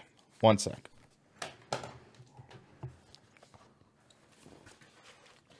So, I don't know how this is going to work out. Hopefully the microphone will work just fine. Let's make sure I can see okay. Yeah, that looks okay at least. Oh shoot, my sensor fell. Dang it. One sec, I'll be right back.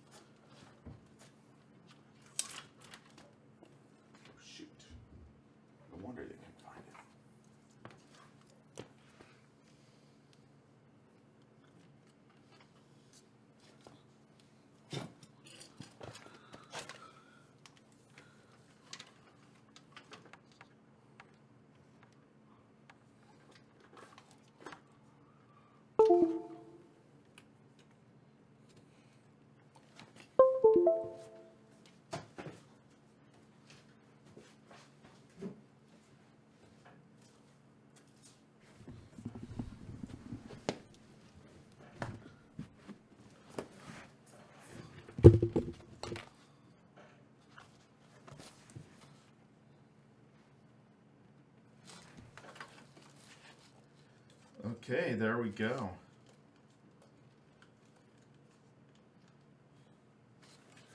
Actually, one sec. Ugh, had to get the Rift remote.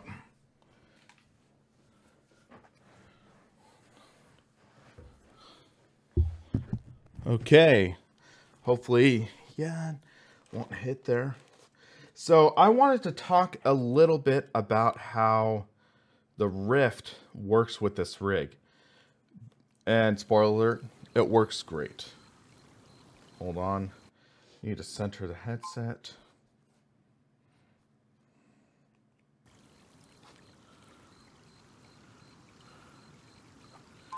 Dang it, didn't center, but it should be okay in AC. So let's fire up Assetto.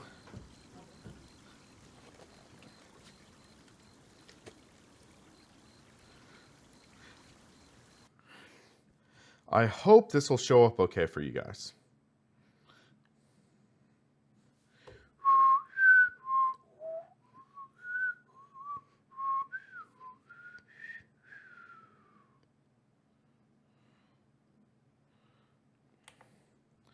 Now we wait for the load. Okay, that is too loud. That is way too loud.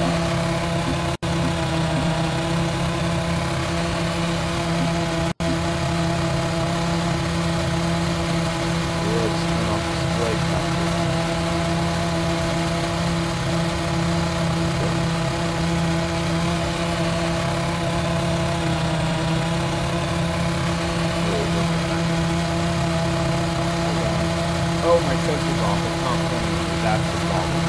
1 second. Sorry, guys.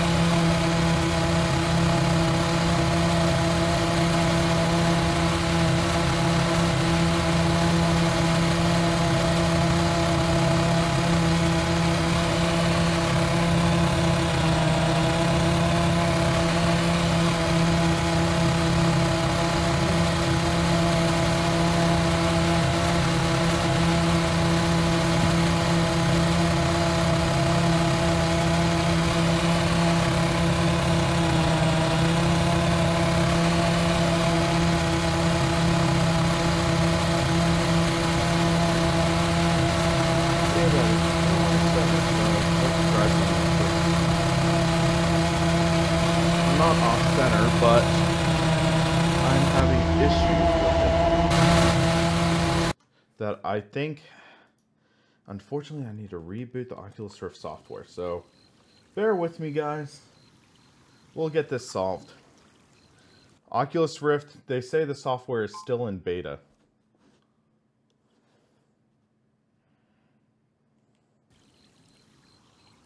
So hold on a sec.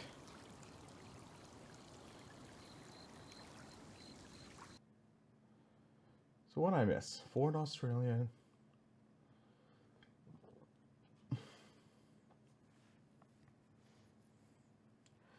Yeah, trade stuff is so frustrating. I will attest to that. So let's see real quick. Oh, Oculus. Yes, turn that on. So let's try this real quick. Have to wait for the headset to boot up.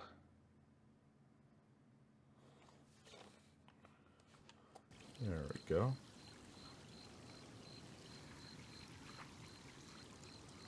Still going backwards. That's not good.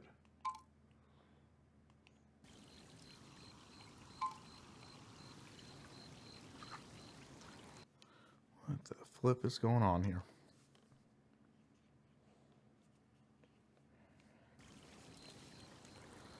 Hold on, I'll debug it real quick. So display capture, turn that on. So if you ever have this issue with the Rift, which I do have at times, case of the Monday still, it's only 11 o'clock.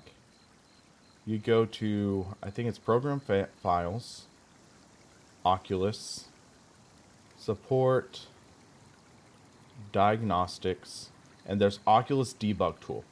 Double click on that, and here are the things. So restart Oculus server. Yes, that's what we want.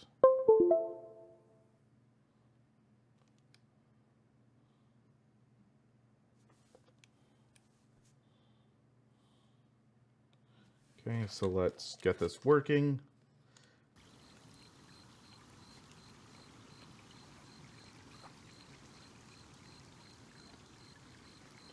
Still having trouble, come on.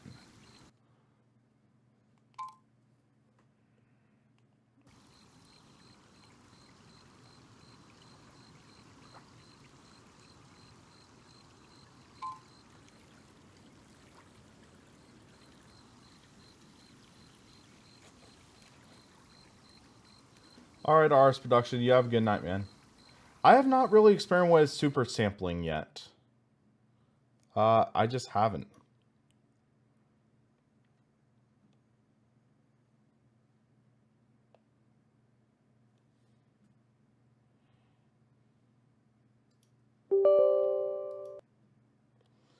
I wonder if I have to update the driver sometime, but yeah, this is a little frustrating.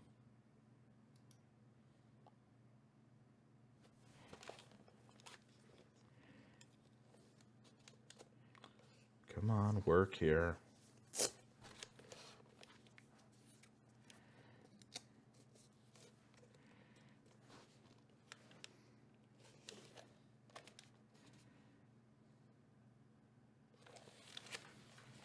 I'm going to unplug and replug the headset in real quick.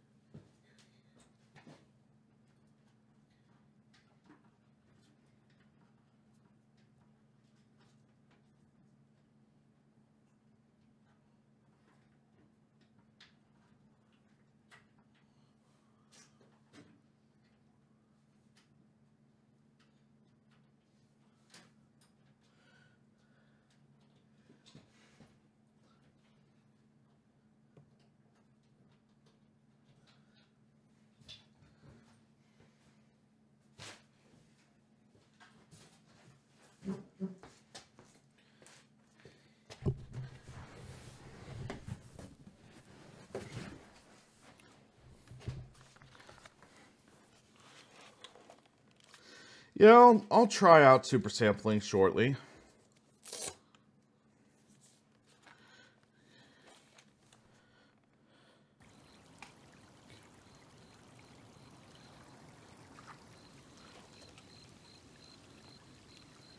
So weird.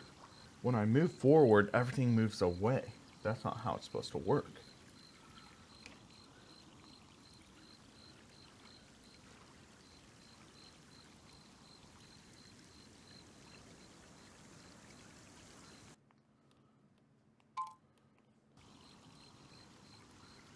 Wait.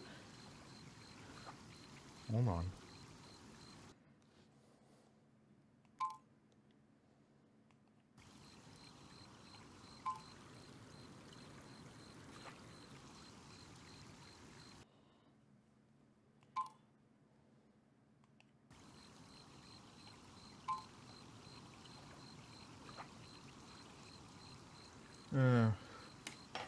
I'll try this one more time. If it doesn't work, then screw it.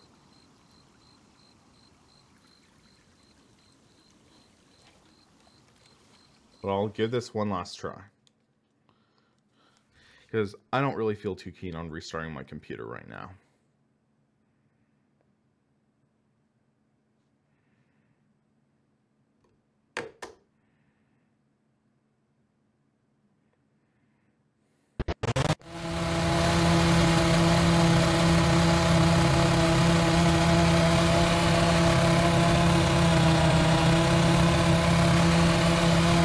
Getting somewhere. Hold on a second. Hold on.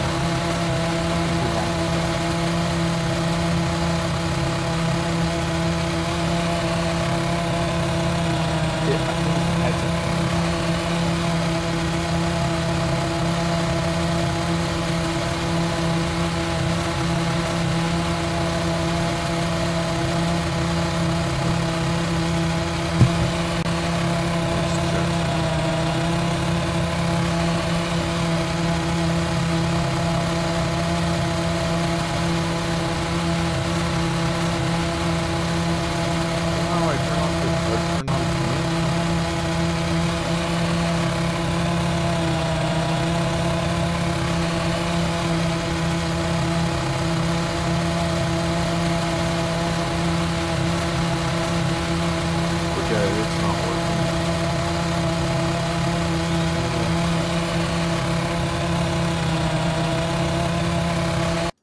Let's just drop out. And I'll try to just do it on a single monitor. We'll goof off, have some fun. I've never used Track IR on Assetto Corsa. So, that's a little upsetting, but we'll be okay. So, we'll just do it with a single screen. Still kind of crazy, but still gonna have fun.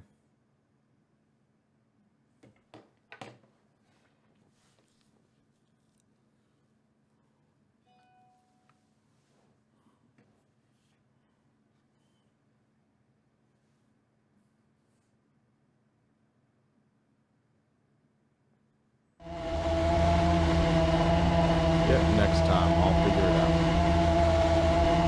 So, turn off display capture. Oh, shoot. Had to change the default sound device now. So much. Yeah. So, hold on. I need to change something real quick. So you can, or so both you and I can actually hear the car. Because that's something I think you guys want to do. Am I right? You guys want to hear a car, right? So properties, default device, there we go. And start. PSVR is very good considering hardware limitations. They really have optimized the PS4 Pro well for VR. So I got to try Ace Combat 7 with the PSVR at a press event that also had Project Cars 2. So much fun. Yeah. Okay, so let's hear how. Yeah, okay, it sounds like I can talk over.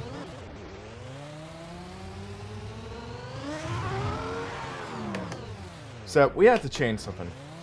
This seating position is too high for an F1 car. Let's make it a little more authentic. That is a little closer to real life, I think. Lower seating position, more authentic. GT Sport is beautiful, definitely. I love the sound of this V10 car. So we're driving the endurance layout.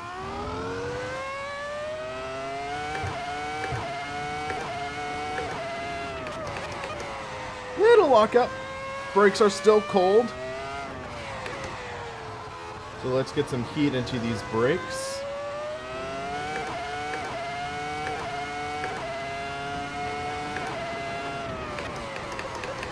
Actually, dang it. So, I hear the car scraping. Let's try to raise it a little bit. So, how would we do that?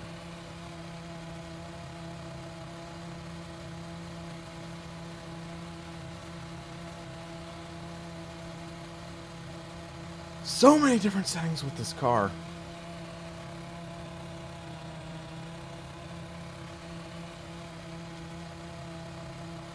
Height. Let's try this.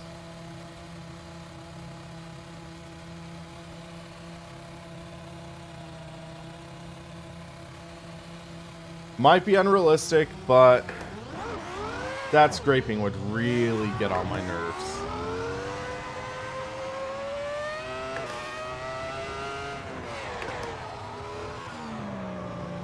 This will likely affect the downforce.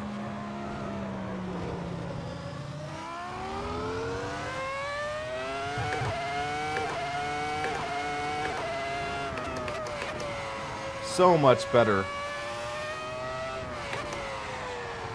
You're not hearing the car scraping anything.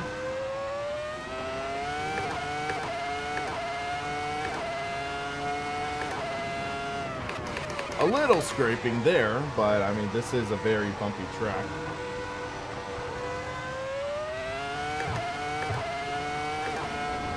So I tried DCS at CFC Simulations, motion VR, high-end hardware.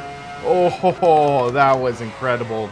I had a freaking scary moment though, where they put me, I think it was in the F-18. I'm not certain, I don't remember off the top of my head, but yeah, the mission was shoot down like 5 planes and return safely and land. So what happened was I shot down a guy, and I was so close behind him, I was flying into debris, and I wrecked into, or I hit the carcass of the plane, like the shrapnel and everything. And it was like, ooh, that will scare you in VR big time. You have like half a second, it's like, oh! Hey, C6 Steve, how are you today?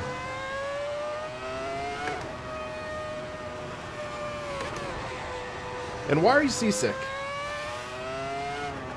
Delta Docks. Yes, I do have mods installed for Assetto Corsa. I did a live stream recently talking about some mods that I have installed that are goofy, fun, etc.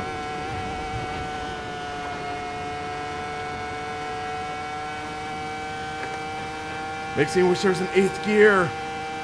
I should have lengthened the gears. Alright, Brian, you have a good night. Actually, screw it. That's what I'm going to do. So, let's see.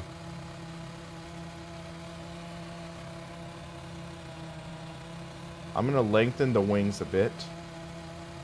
And let's see. Final gears.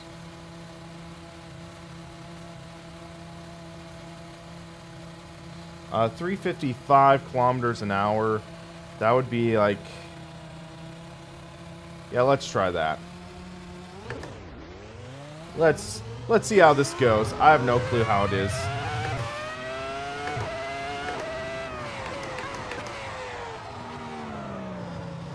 But yeah, I wanted to lower the wing, lower the downforce. Let's see where I max out. Such an angry sound, but I flippin' love it!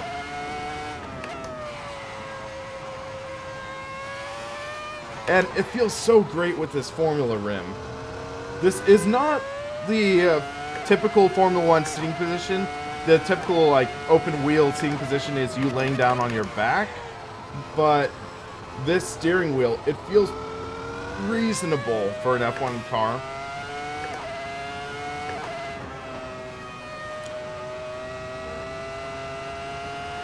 About 220. Okay, thank you.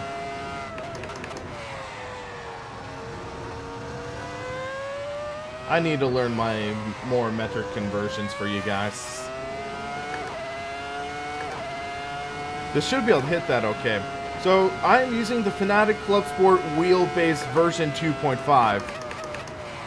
That's one of the few wheelbases compatible with this cockpit. The CSL Elite, I think, is also compatible. But yeah, the Fanatec Club Sport wheelbase version 2.5 is my favorite non-direct drive wheelbase.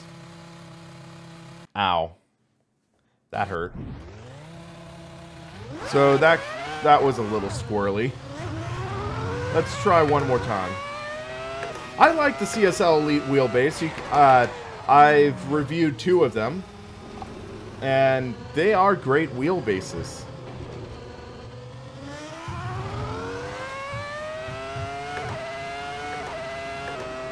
Yeah. I did not anticipate that car stepping out like that. This car is a beast. You can see my pedal telemetry on the top left corner.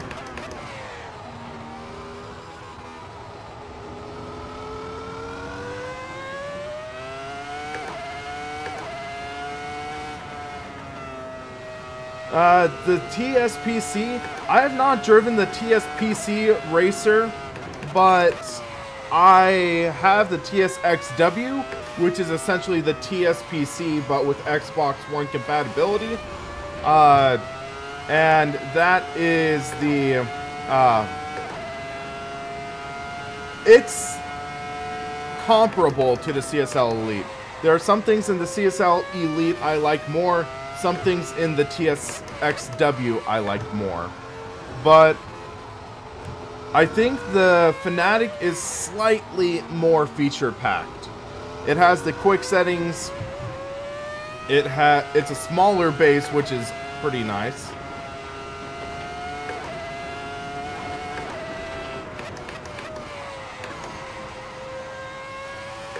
Hey, Dirge, how's it going, man?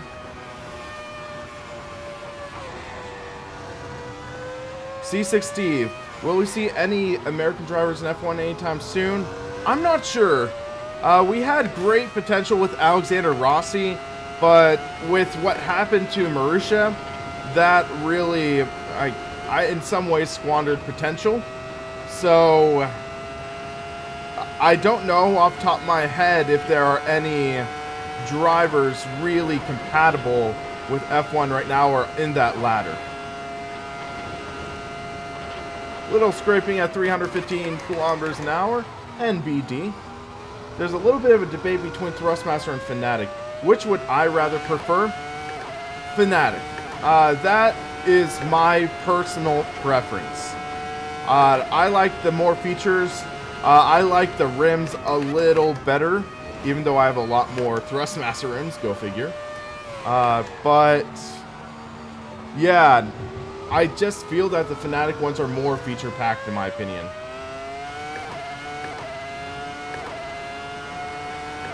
Someone asked me if I'm using low-tail pedals. Yes, I am. I am using the Husingfeld Engineering Sim Pedals Pro.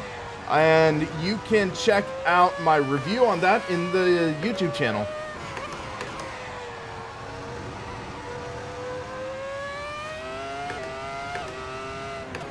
But yeah, the CSL Elite PS4 is compatible. You can use this Club Sport Wheel version 2.5 with the Cronus Max Drive Hub, but using the CSL Elite PS4 is slightly more preferable.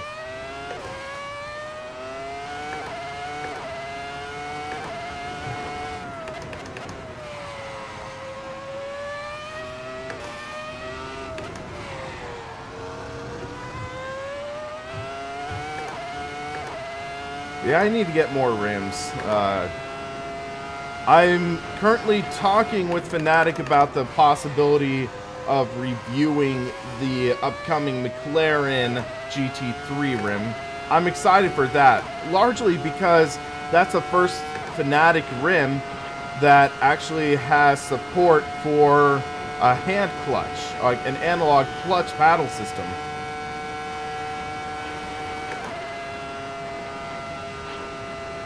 So I think we're scrubbing off some speed there.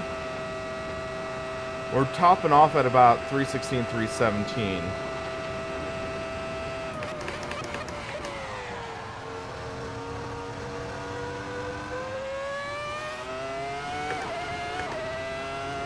So I can't really take the carousel there, so I'm just gonna go above it.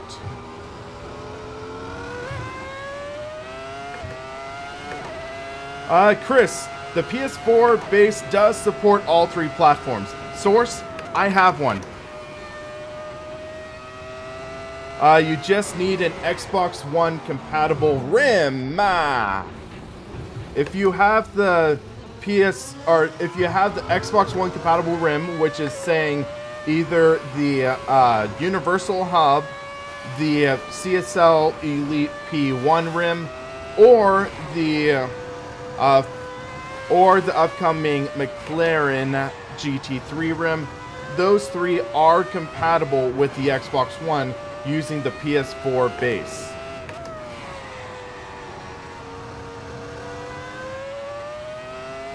Chris, I think it says if you use a if you use an Xbox One compatible rim, it is compatible.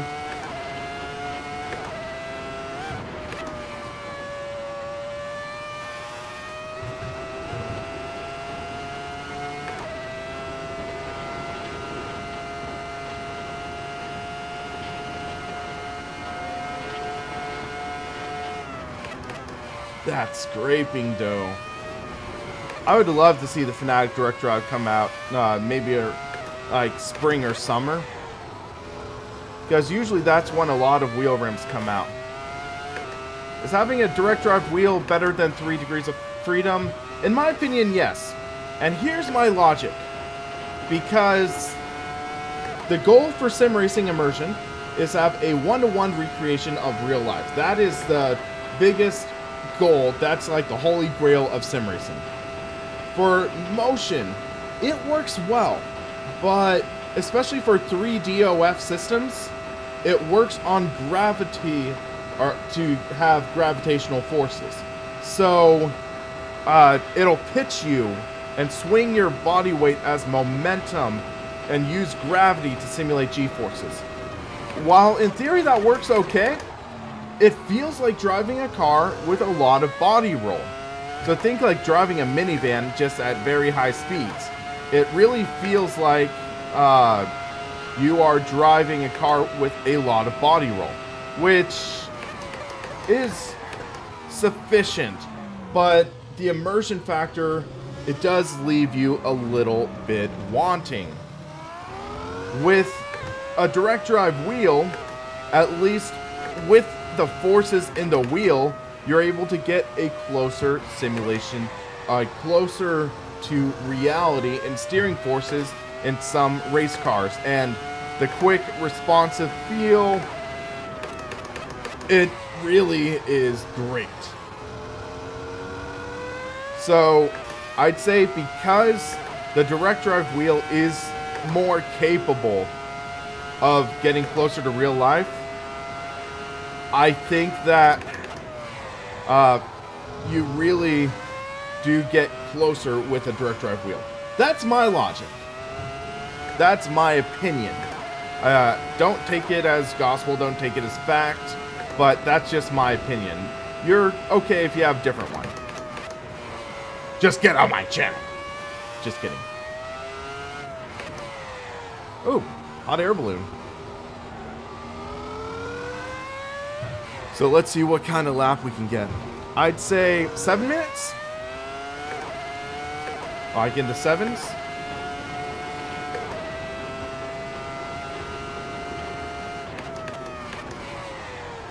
If we don't spin, I should say.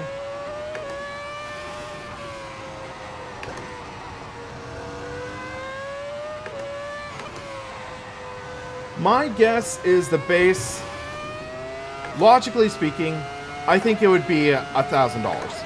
I think that's my prediction for the base.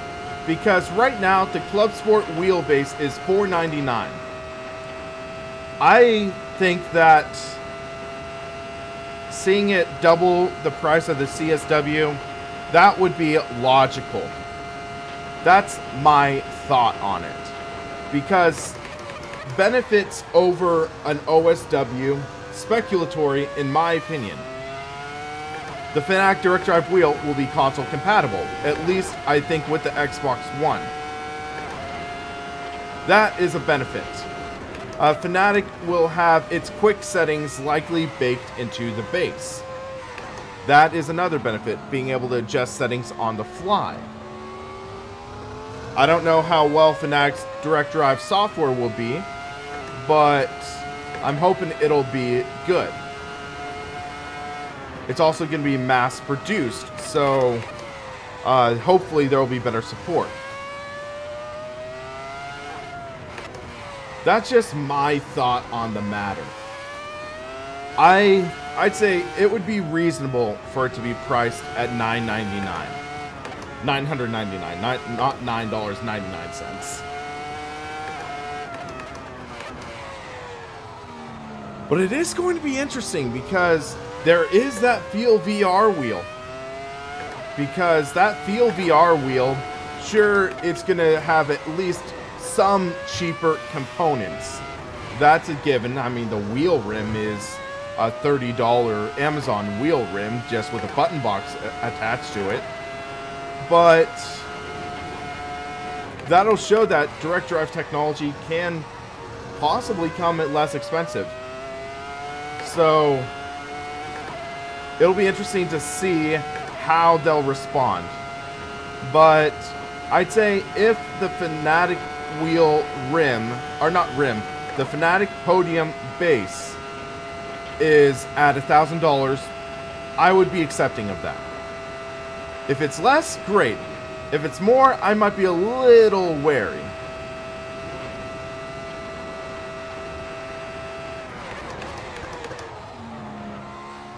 Yeah, Frank, there is Sim Steering, which is a subsidiary of Leo Bonnar, and they basically were one of the main pioneers, and they are on the pricier side.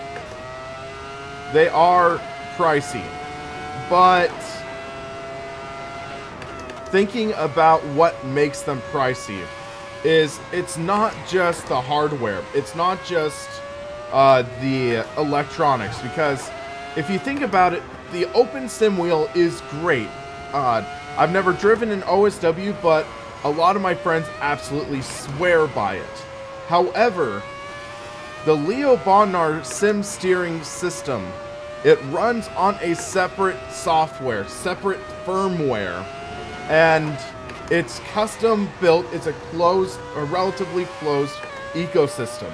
So it's like the difference between a PC and a Mac. And one of the nice things is that sim steering, they are able to refine their wheel to try to get the maximum performance out of each title. With the Open Sim wheel, it takes some trial and error. You have to spend time. You have to invest that into configuring it to make it work well, which is good for the home consumer, but for the corporate situations, for race cars that are race car drivers looking to train, that is when you really would prefer to have it already pre-configured, pre-fine-tuned. And I think that's where Bondar excels. They market their setup as a training tool. And it is. I've driven the sim steering. They use the sim steering 2 software, firmware, and hardware at CXC simulations in their Motion Pro 2 cockpit. And I will say it is absolutely incredible. I think that it is possibly worth that 2,500 British pound mark. I think it could be worth that figure, because it is a refined system. It is already configured. Whatever sim I tried in a CXC setup, it worked. It handled. So, 6:55 around the endurance. I said 7 minutes. Haha, I was only 5 seconds off. Not too shabby for my estimate, just saying.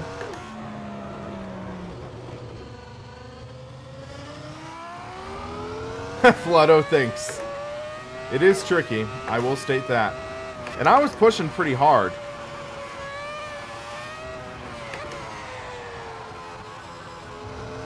All of Fanatec's wheels will be compatible with the Podium. They already mentioned that.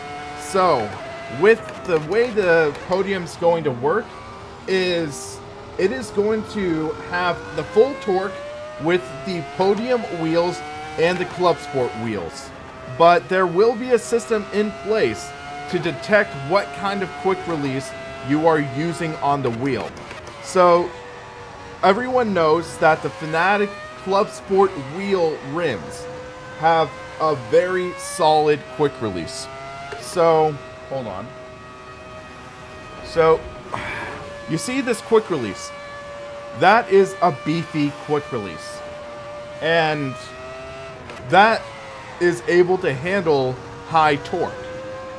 The CSL wheel rims, that is when it starts getting a little sketchy, because the CSL wheel rims, they aren't designed to handle high torque. It's a plastic quick release with a ring around it. So in theory, with a high torque setup, that could, in theory, break the quick release. So, Fanatec, they have already stated on the record that they have designed a sort of fail-safe. And that means that if you use the CSL Elite P1 rim, for example, if you use that system, if you plug that into a Podium wheelbase, that wheelbase will detect that is a CSL wheel, and it will automatically limit the strength and torque that you can use on the Podium. So, is that a bad thing? I don't think so. You don't want to break your wheel rim, right? And then for new CSL wheel rims, they're going to offer that quick release as an add-on. So keep that in mind, that if you use a CSL wheel rim on the Podium, your base won't get the full force feedback to protect your rim from breaking. But yeah, all Fanatec quick release rims will be compatible with the Podium.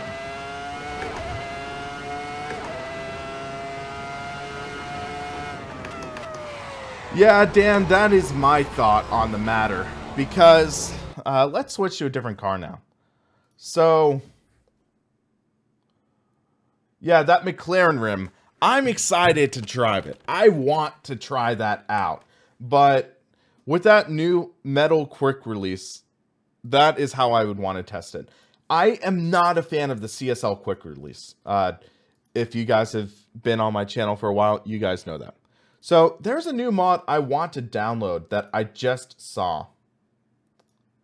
So, by the way, if you haven't seen already, I have a Discord channel. I know, shameless plug alert. So I have a Discord channel. You can chat, make friends, ask opinions. I'm usually on here and I respond pretty quickly in the chat. So link to an invite to this channel is below in the description. It's a lot of fun chatting, so just keep that in mind. Hold on. So let's go to race department, because there are one or two new cars I want to test out. So why not? So let's go to Assetto Corsa.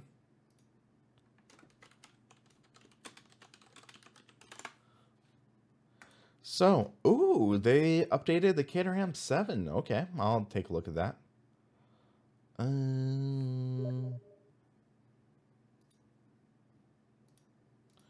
What am I looking for? Or is it in here? I thought it was.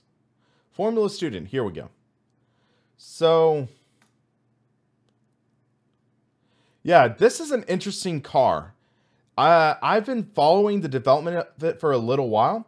For those who don't know, Formula Student is a racing series that is commonly used at different engineering universities. So different schools will build these small race cars, essentially like go-karts, and they are going to just sort of autocross it a little bit. So yeah, this is an interesting series. So somebody decided to make their own Formula Student inspired car. And yeah, so recommended circuits, Brand Hatch Indy. Let's try that out. So Dan, I was talking with Dennis, or Den Krutko. He's the founder. And what he was telling me is that the Feel VR uses the mounting holes from the Fnatic Club Sport and CSL holes. So if you look at the bottom of a CSL Elite, there's 3 mounting holes in the shape of a triangle. What he is saying is that the wheel will use that mounting holes. And then the pedals will use the Logitech pedal holes. So that's what I was talking with him about today. I'm still a little wary of it. I'm hoping it's real. I would absolutely freaking love that thing if it's real. But I'll feel a lot more comfortable when it's in my hands. That's all I'm just going to say. And I think that's when you guys will feel a lot more comfortable as well.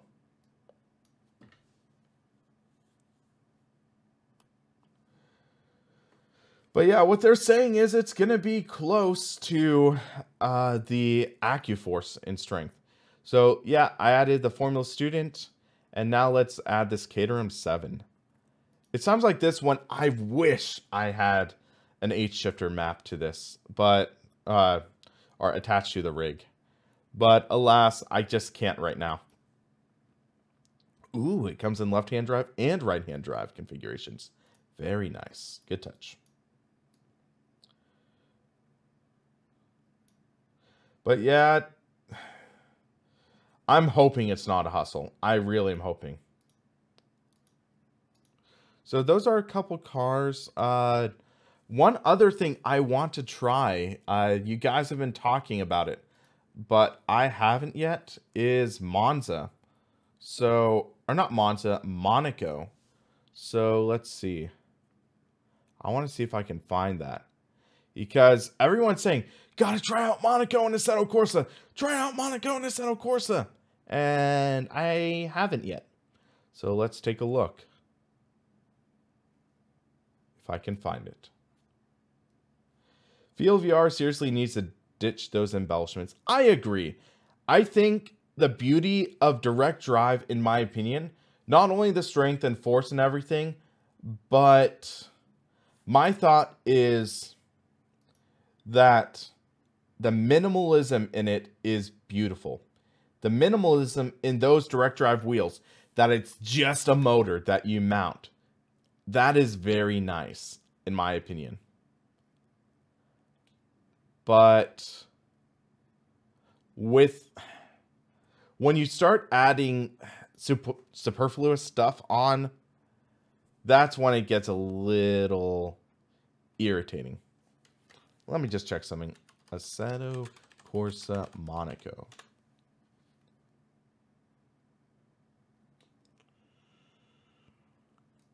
Okay, this might be a ripped version. I can't read that, so that's a little concerning. But let's see.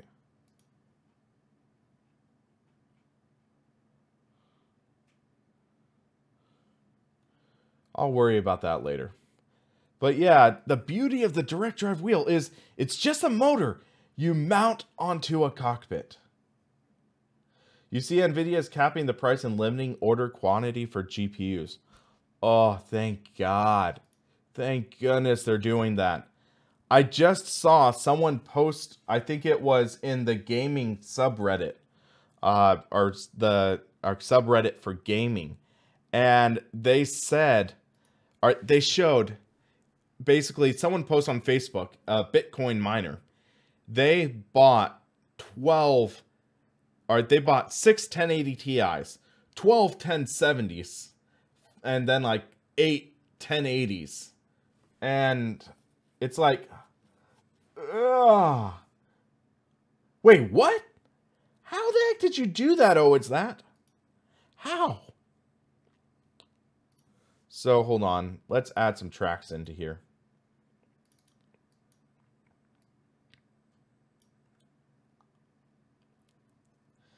I could do that Black-Hearted, but I'm a little lazy right now. Honesty is the best policy. So, netball courts, that's an interesting name for this. So I guess it's basketball court. VR made me do that. So what I did was, right when the Bitcoin was starting to go down again, I bought my 1080. I bought it for, I think, about $530, which is still a good price for a 1080. But it's just figuring it out and everything. Because the prices on the 1080 skyrocketed right after I bought it again. But yeah, Dan, it really is an elegant solution. And that's one of the nice things, though. Because, yeah, the Midge motor is a great motor. It's also freaking big as well. The Kohler Morgan, or the Cole Morgan, that's used in sim steering, it's a small motor, but powerful. I was surprised. But it's a lot of fun. So, random thoughts, but let's get behind the wheel. So, there's Caterham for us later. Ferrari, Ford. Is it UCM? Yes, it is. So, FSAE. Different colors, too. So, full sponsors, black and red. Ooh, that looks good. That's like the Jordan Killer Bee. Yeah, we're going with black and red. 6-month RTOI for miners is why they buy them all. Yeah. It's frustrating, but soon we'll see what happens. So let's just take a look. But yeah, this is the weirdest circuit ever for Assetto Corsa. So weird. It was fun, though. I mean, just imagine if I was driving this high or something. That would be a trip.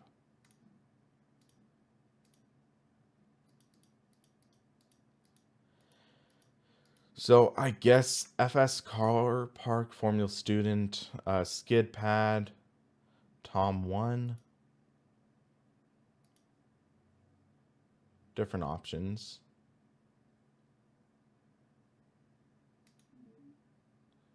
Let's try this out. I have no clue how this is going to be, but why not experiment a bit? Gonzo, I am in California. What sim motor would I recommend? I mean, you can't go, like, for an open sim wheel, you can't really go wrong with the Midge. I think that's one of the most compatible ones, which is important.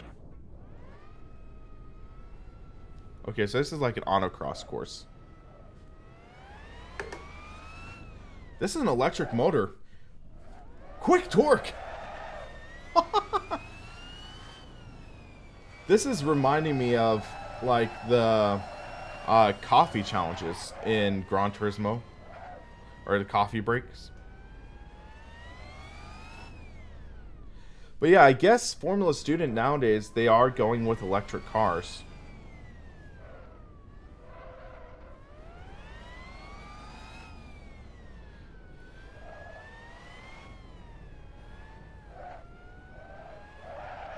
Oh! That was heavy impact. But yeah, that's a lot of torque.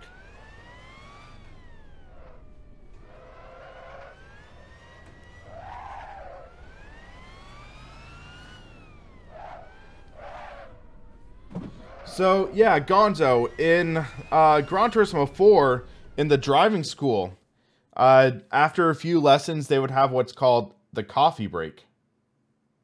Hey, Lumos, how's it going? Yeah, Dan, that is a good price for the 1080. I'll give it that. So, I want to try. They said Brands Hatch Indy is a good one. Here we go. So, let's go to Brands Hatch Indy. Self-racing cars too. It's not self-racing, it's just electric. And it's interesting because those... I've been watching some videos. Doug DeMello, is that his name? No, that's the San Jose Shark player. Doug DeMuro, I think is his name. Car reviewer. And he has a few good videos. And I was watching, he was talking about the Tesla Model 3. And it was like, wow, that thing has a lot of torque. So that's 6, or let's see real quick.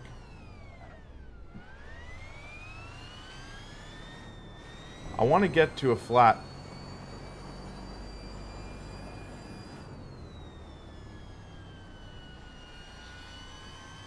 So, Dan, it's under race department and it's the Formula Student Autocross. Yeah, Doug DeMuro.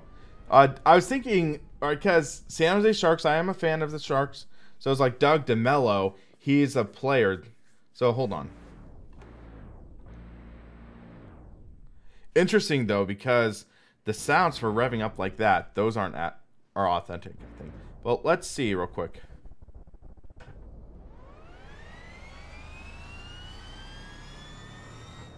I want to time the 0 to 60 in this. So, hold on.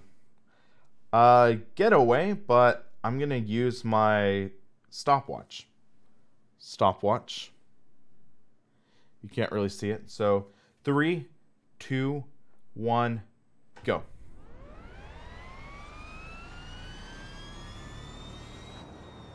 .73. Hold on. 4.730 to 100 kilometers an hour. That's pretty impressive for this car. Because think, this is a small car. So 0 to 60 in under 5 seconds. Faster than my car.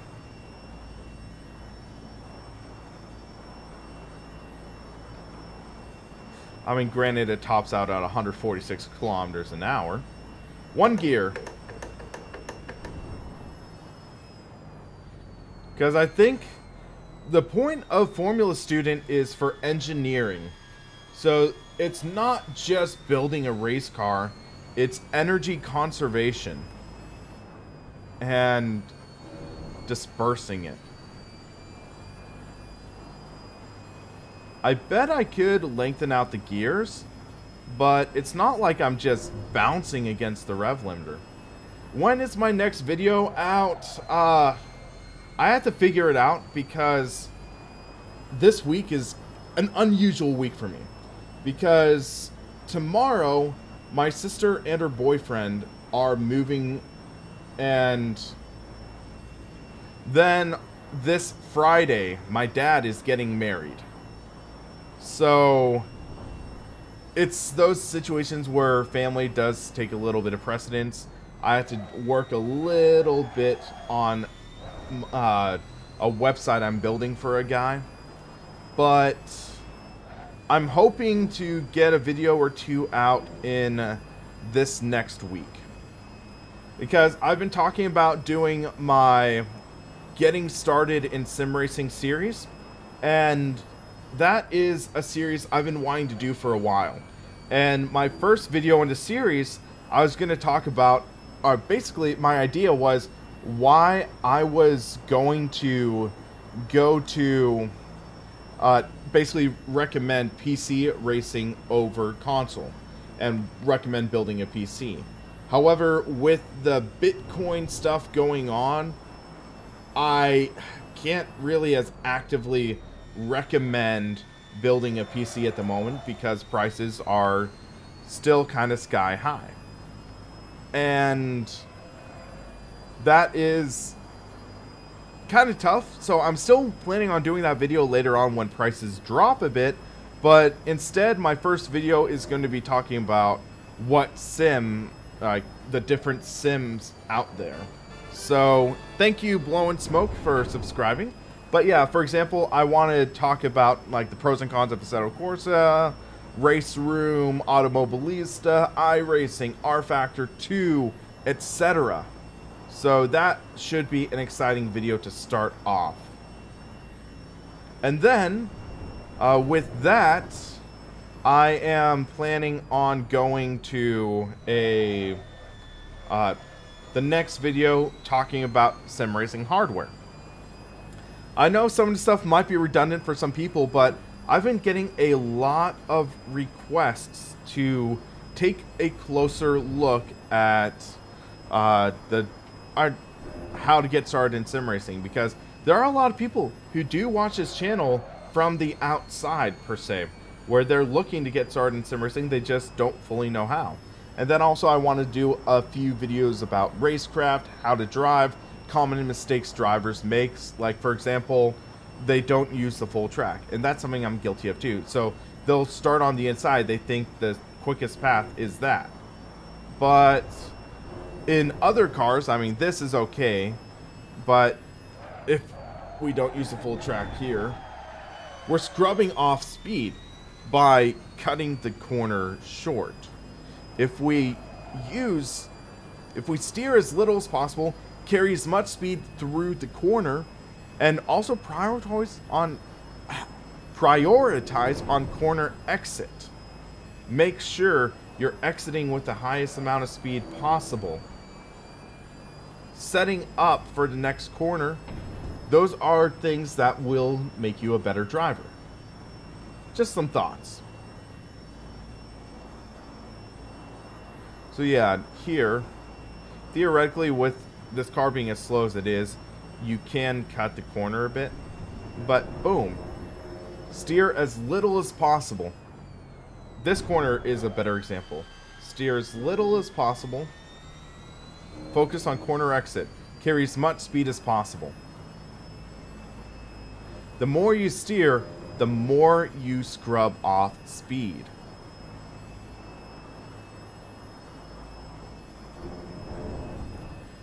You steer as little as possible and focus on letting the car's momentum, letting the forces push the car out to the edge of the track. Try to use the full track and that is how you can drive fast. Sure, I'm not the best driver, but I feel like I do have a fundamental understanding of racing. So I want to share my knowledge and help people. Like there, boom. Nail your apex and track out. Like that. This is a fun car.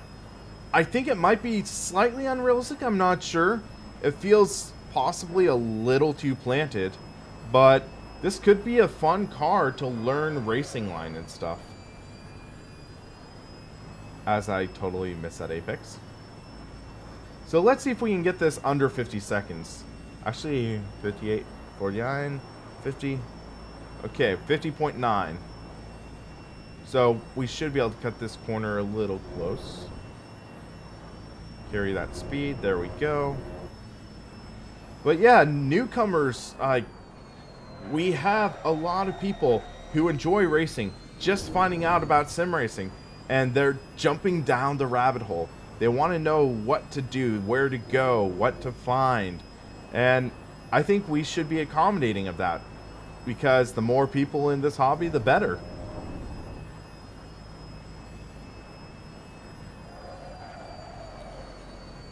A little too much speed scrubbed off. Not going to be good. But you could hear the tires squealing. Garrett Turbo. I'm planning on doing a stream in the near future. I have my TGT set up on my other rig for my PlayStation. So yeah, I'll try to figure it out more. Sim racing really taken off again. Yes, it is. And that is a great thing. Because we had that boost around the mid-2000s. And then around 2011, 2012, it felt like it was kind of stagnating. But now we're getting some resurgences, which is great. Wow, it's midnight here. Just realized. In practice, though, I feel people tend not to push hard enough. It is, of course, good to be precise in your inputs and drive smooth, but also good to know exactly where the car's limits are. Well, isn't that exactly what practice is for? Trying to find out where the limits of the car are. And one of the beautiful things with sim racing is you can find out the limits of the car in a safe environment. So consider, if you push too hard, you're in the grass, boom, you're in the wall in real life, you're hurt. You're likely going to be sore and in pain. I did a go-kart class at Sonoma Raceway when I was 17. And I nearly broke my arm in a driving school setup. I was, basically, we were going into the final corner. There was this girl in front of me. She got onto the brakes too hard, spun out in the racing line in the corner. I panicked a bit, stomped on the brake, locked up the rears, and spun. And I at least knew that hold the brake when you spin so your cart doesn't roll around. The other guy behind me, who was a former NHL hockey player actually, fun fact, he spun out too. He forgot to hold the brake, and he backed up into me. And the cart climbed up and was basically, his rear wheel was here next to my face. And essentially, if I was kind of like a couple inches off, it would have broken my arm. I guess we ran out of fuel, or ran out of battery.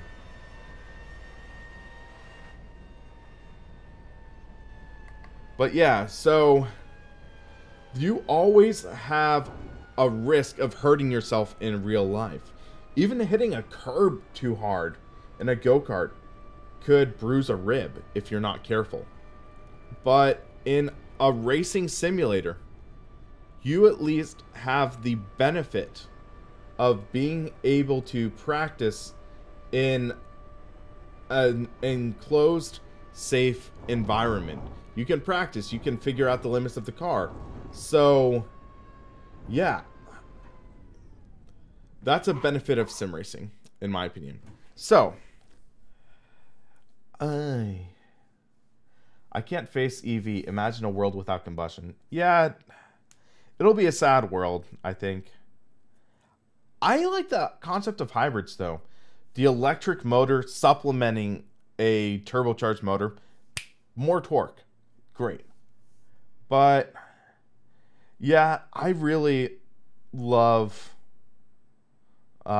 I love internal combustion cars, and I'm interested in testing out a Tesla someday, but I don't think I'd buy one. I still just love a gas engine. I mean, I'd be willing to get a more economical one. I mean, especially with the sports car hybrids, but in this day and age, I still really prefer internal combustion. So, guys, it is 12:05 a.m. and I think I'm going to wrap things up. I've been streaming for about 3 hours. So, guys, thank you for watching and just helping me unwind after a kind of crazy day today. Just having fun, but bottom line, I don't even know what I'm talking about, but just, yeah, I'm trying to remember what my train of thought was. But this Formula Student car, a lot of fun. I will say that. And I'll recommend it to you guys. It's an interesting beast. It's a lot different than what you'd expect. But it is fun. I'll give that. So I think in my another video, I might do a VR video looking at this Caterham. I might wait though. I might wait to test out the Caterham until I have a way to mount a shifter.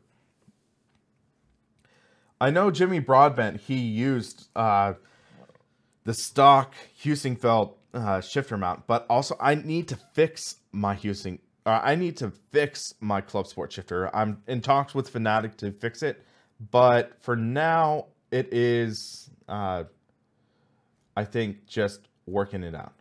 But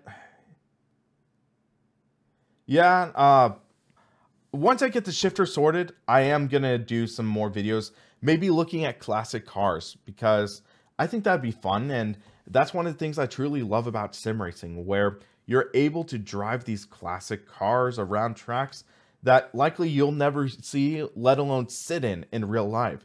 But in a simulator, you can at least drive it. So, for example, I did a test drive of, it was the Ferrari 31267 in virtual reality. Amazing car. So much fun. I recommend you watch that video. And yeah, so... And then Ferrari 250 GTO, one of the most iconic Ferraris of all time. You can drive it in Assetto Corsa. And also other cars you can drive in other sims. So yeah, I want to do some more classic videos, but I want to I want to give it due diligence. I want to drive it the way it was intended to drive. So yeah, but I want to release the first video in the Getting Started in Sim Racing series later this week. So I'm going to likely script out that video tomorrow, maybe record parts of it the day after, or script and record it tomorrow and just record tidbits of it. But yeah, so look forward to that video. It's going to be an exciting series. Let your friends know about it, because I think bringing more people into sim racing is a great thing. But for now, I'm going to call it a night, because I'm kind of zonked. I'm kind of pooped. I'm still getting over a cold, so trying to get better. But yeah, thanks everyone for watching, and stay tuned to future streams. For SimRacingPaddock, I'm William Marsh, and you have a great rest of your day, night, or wherever you're at.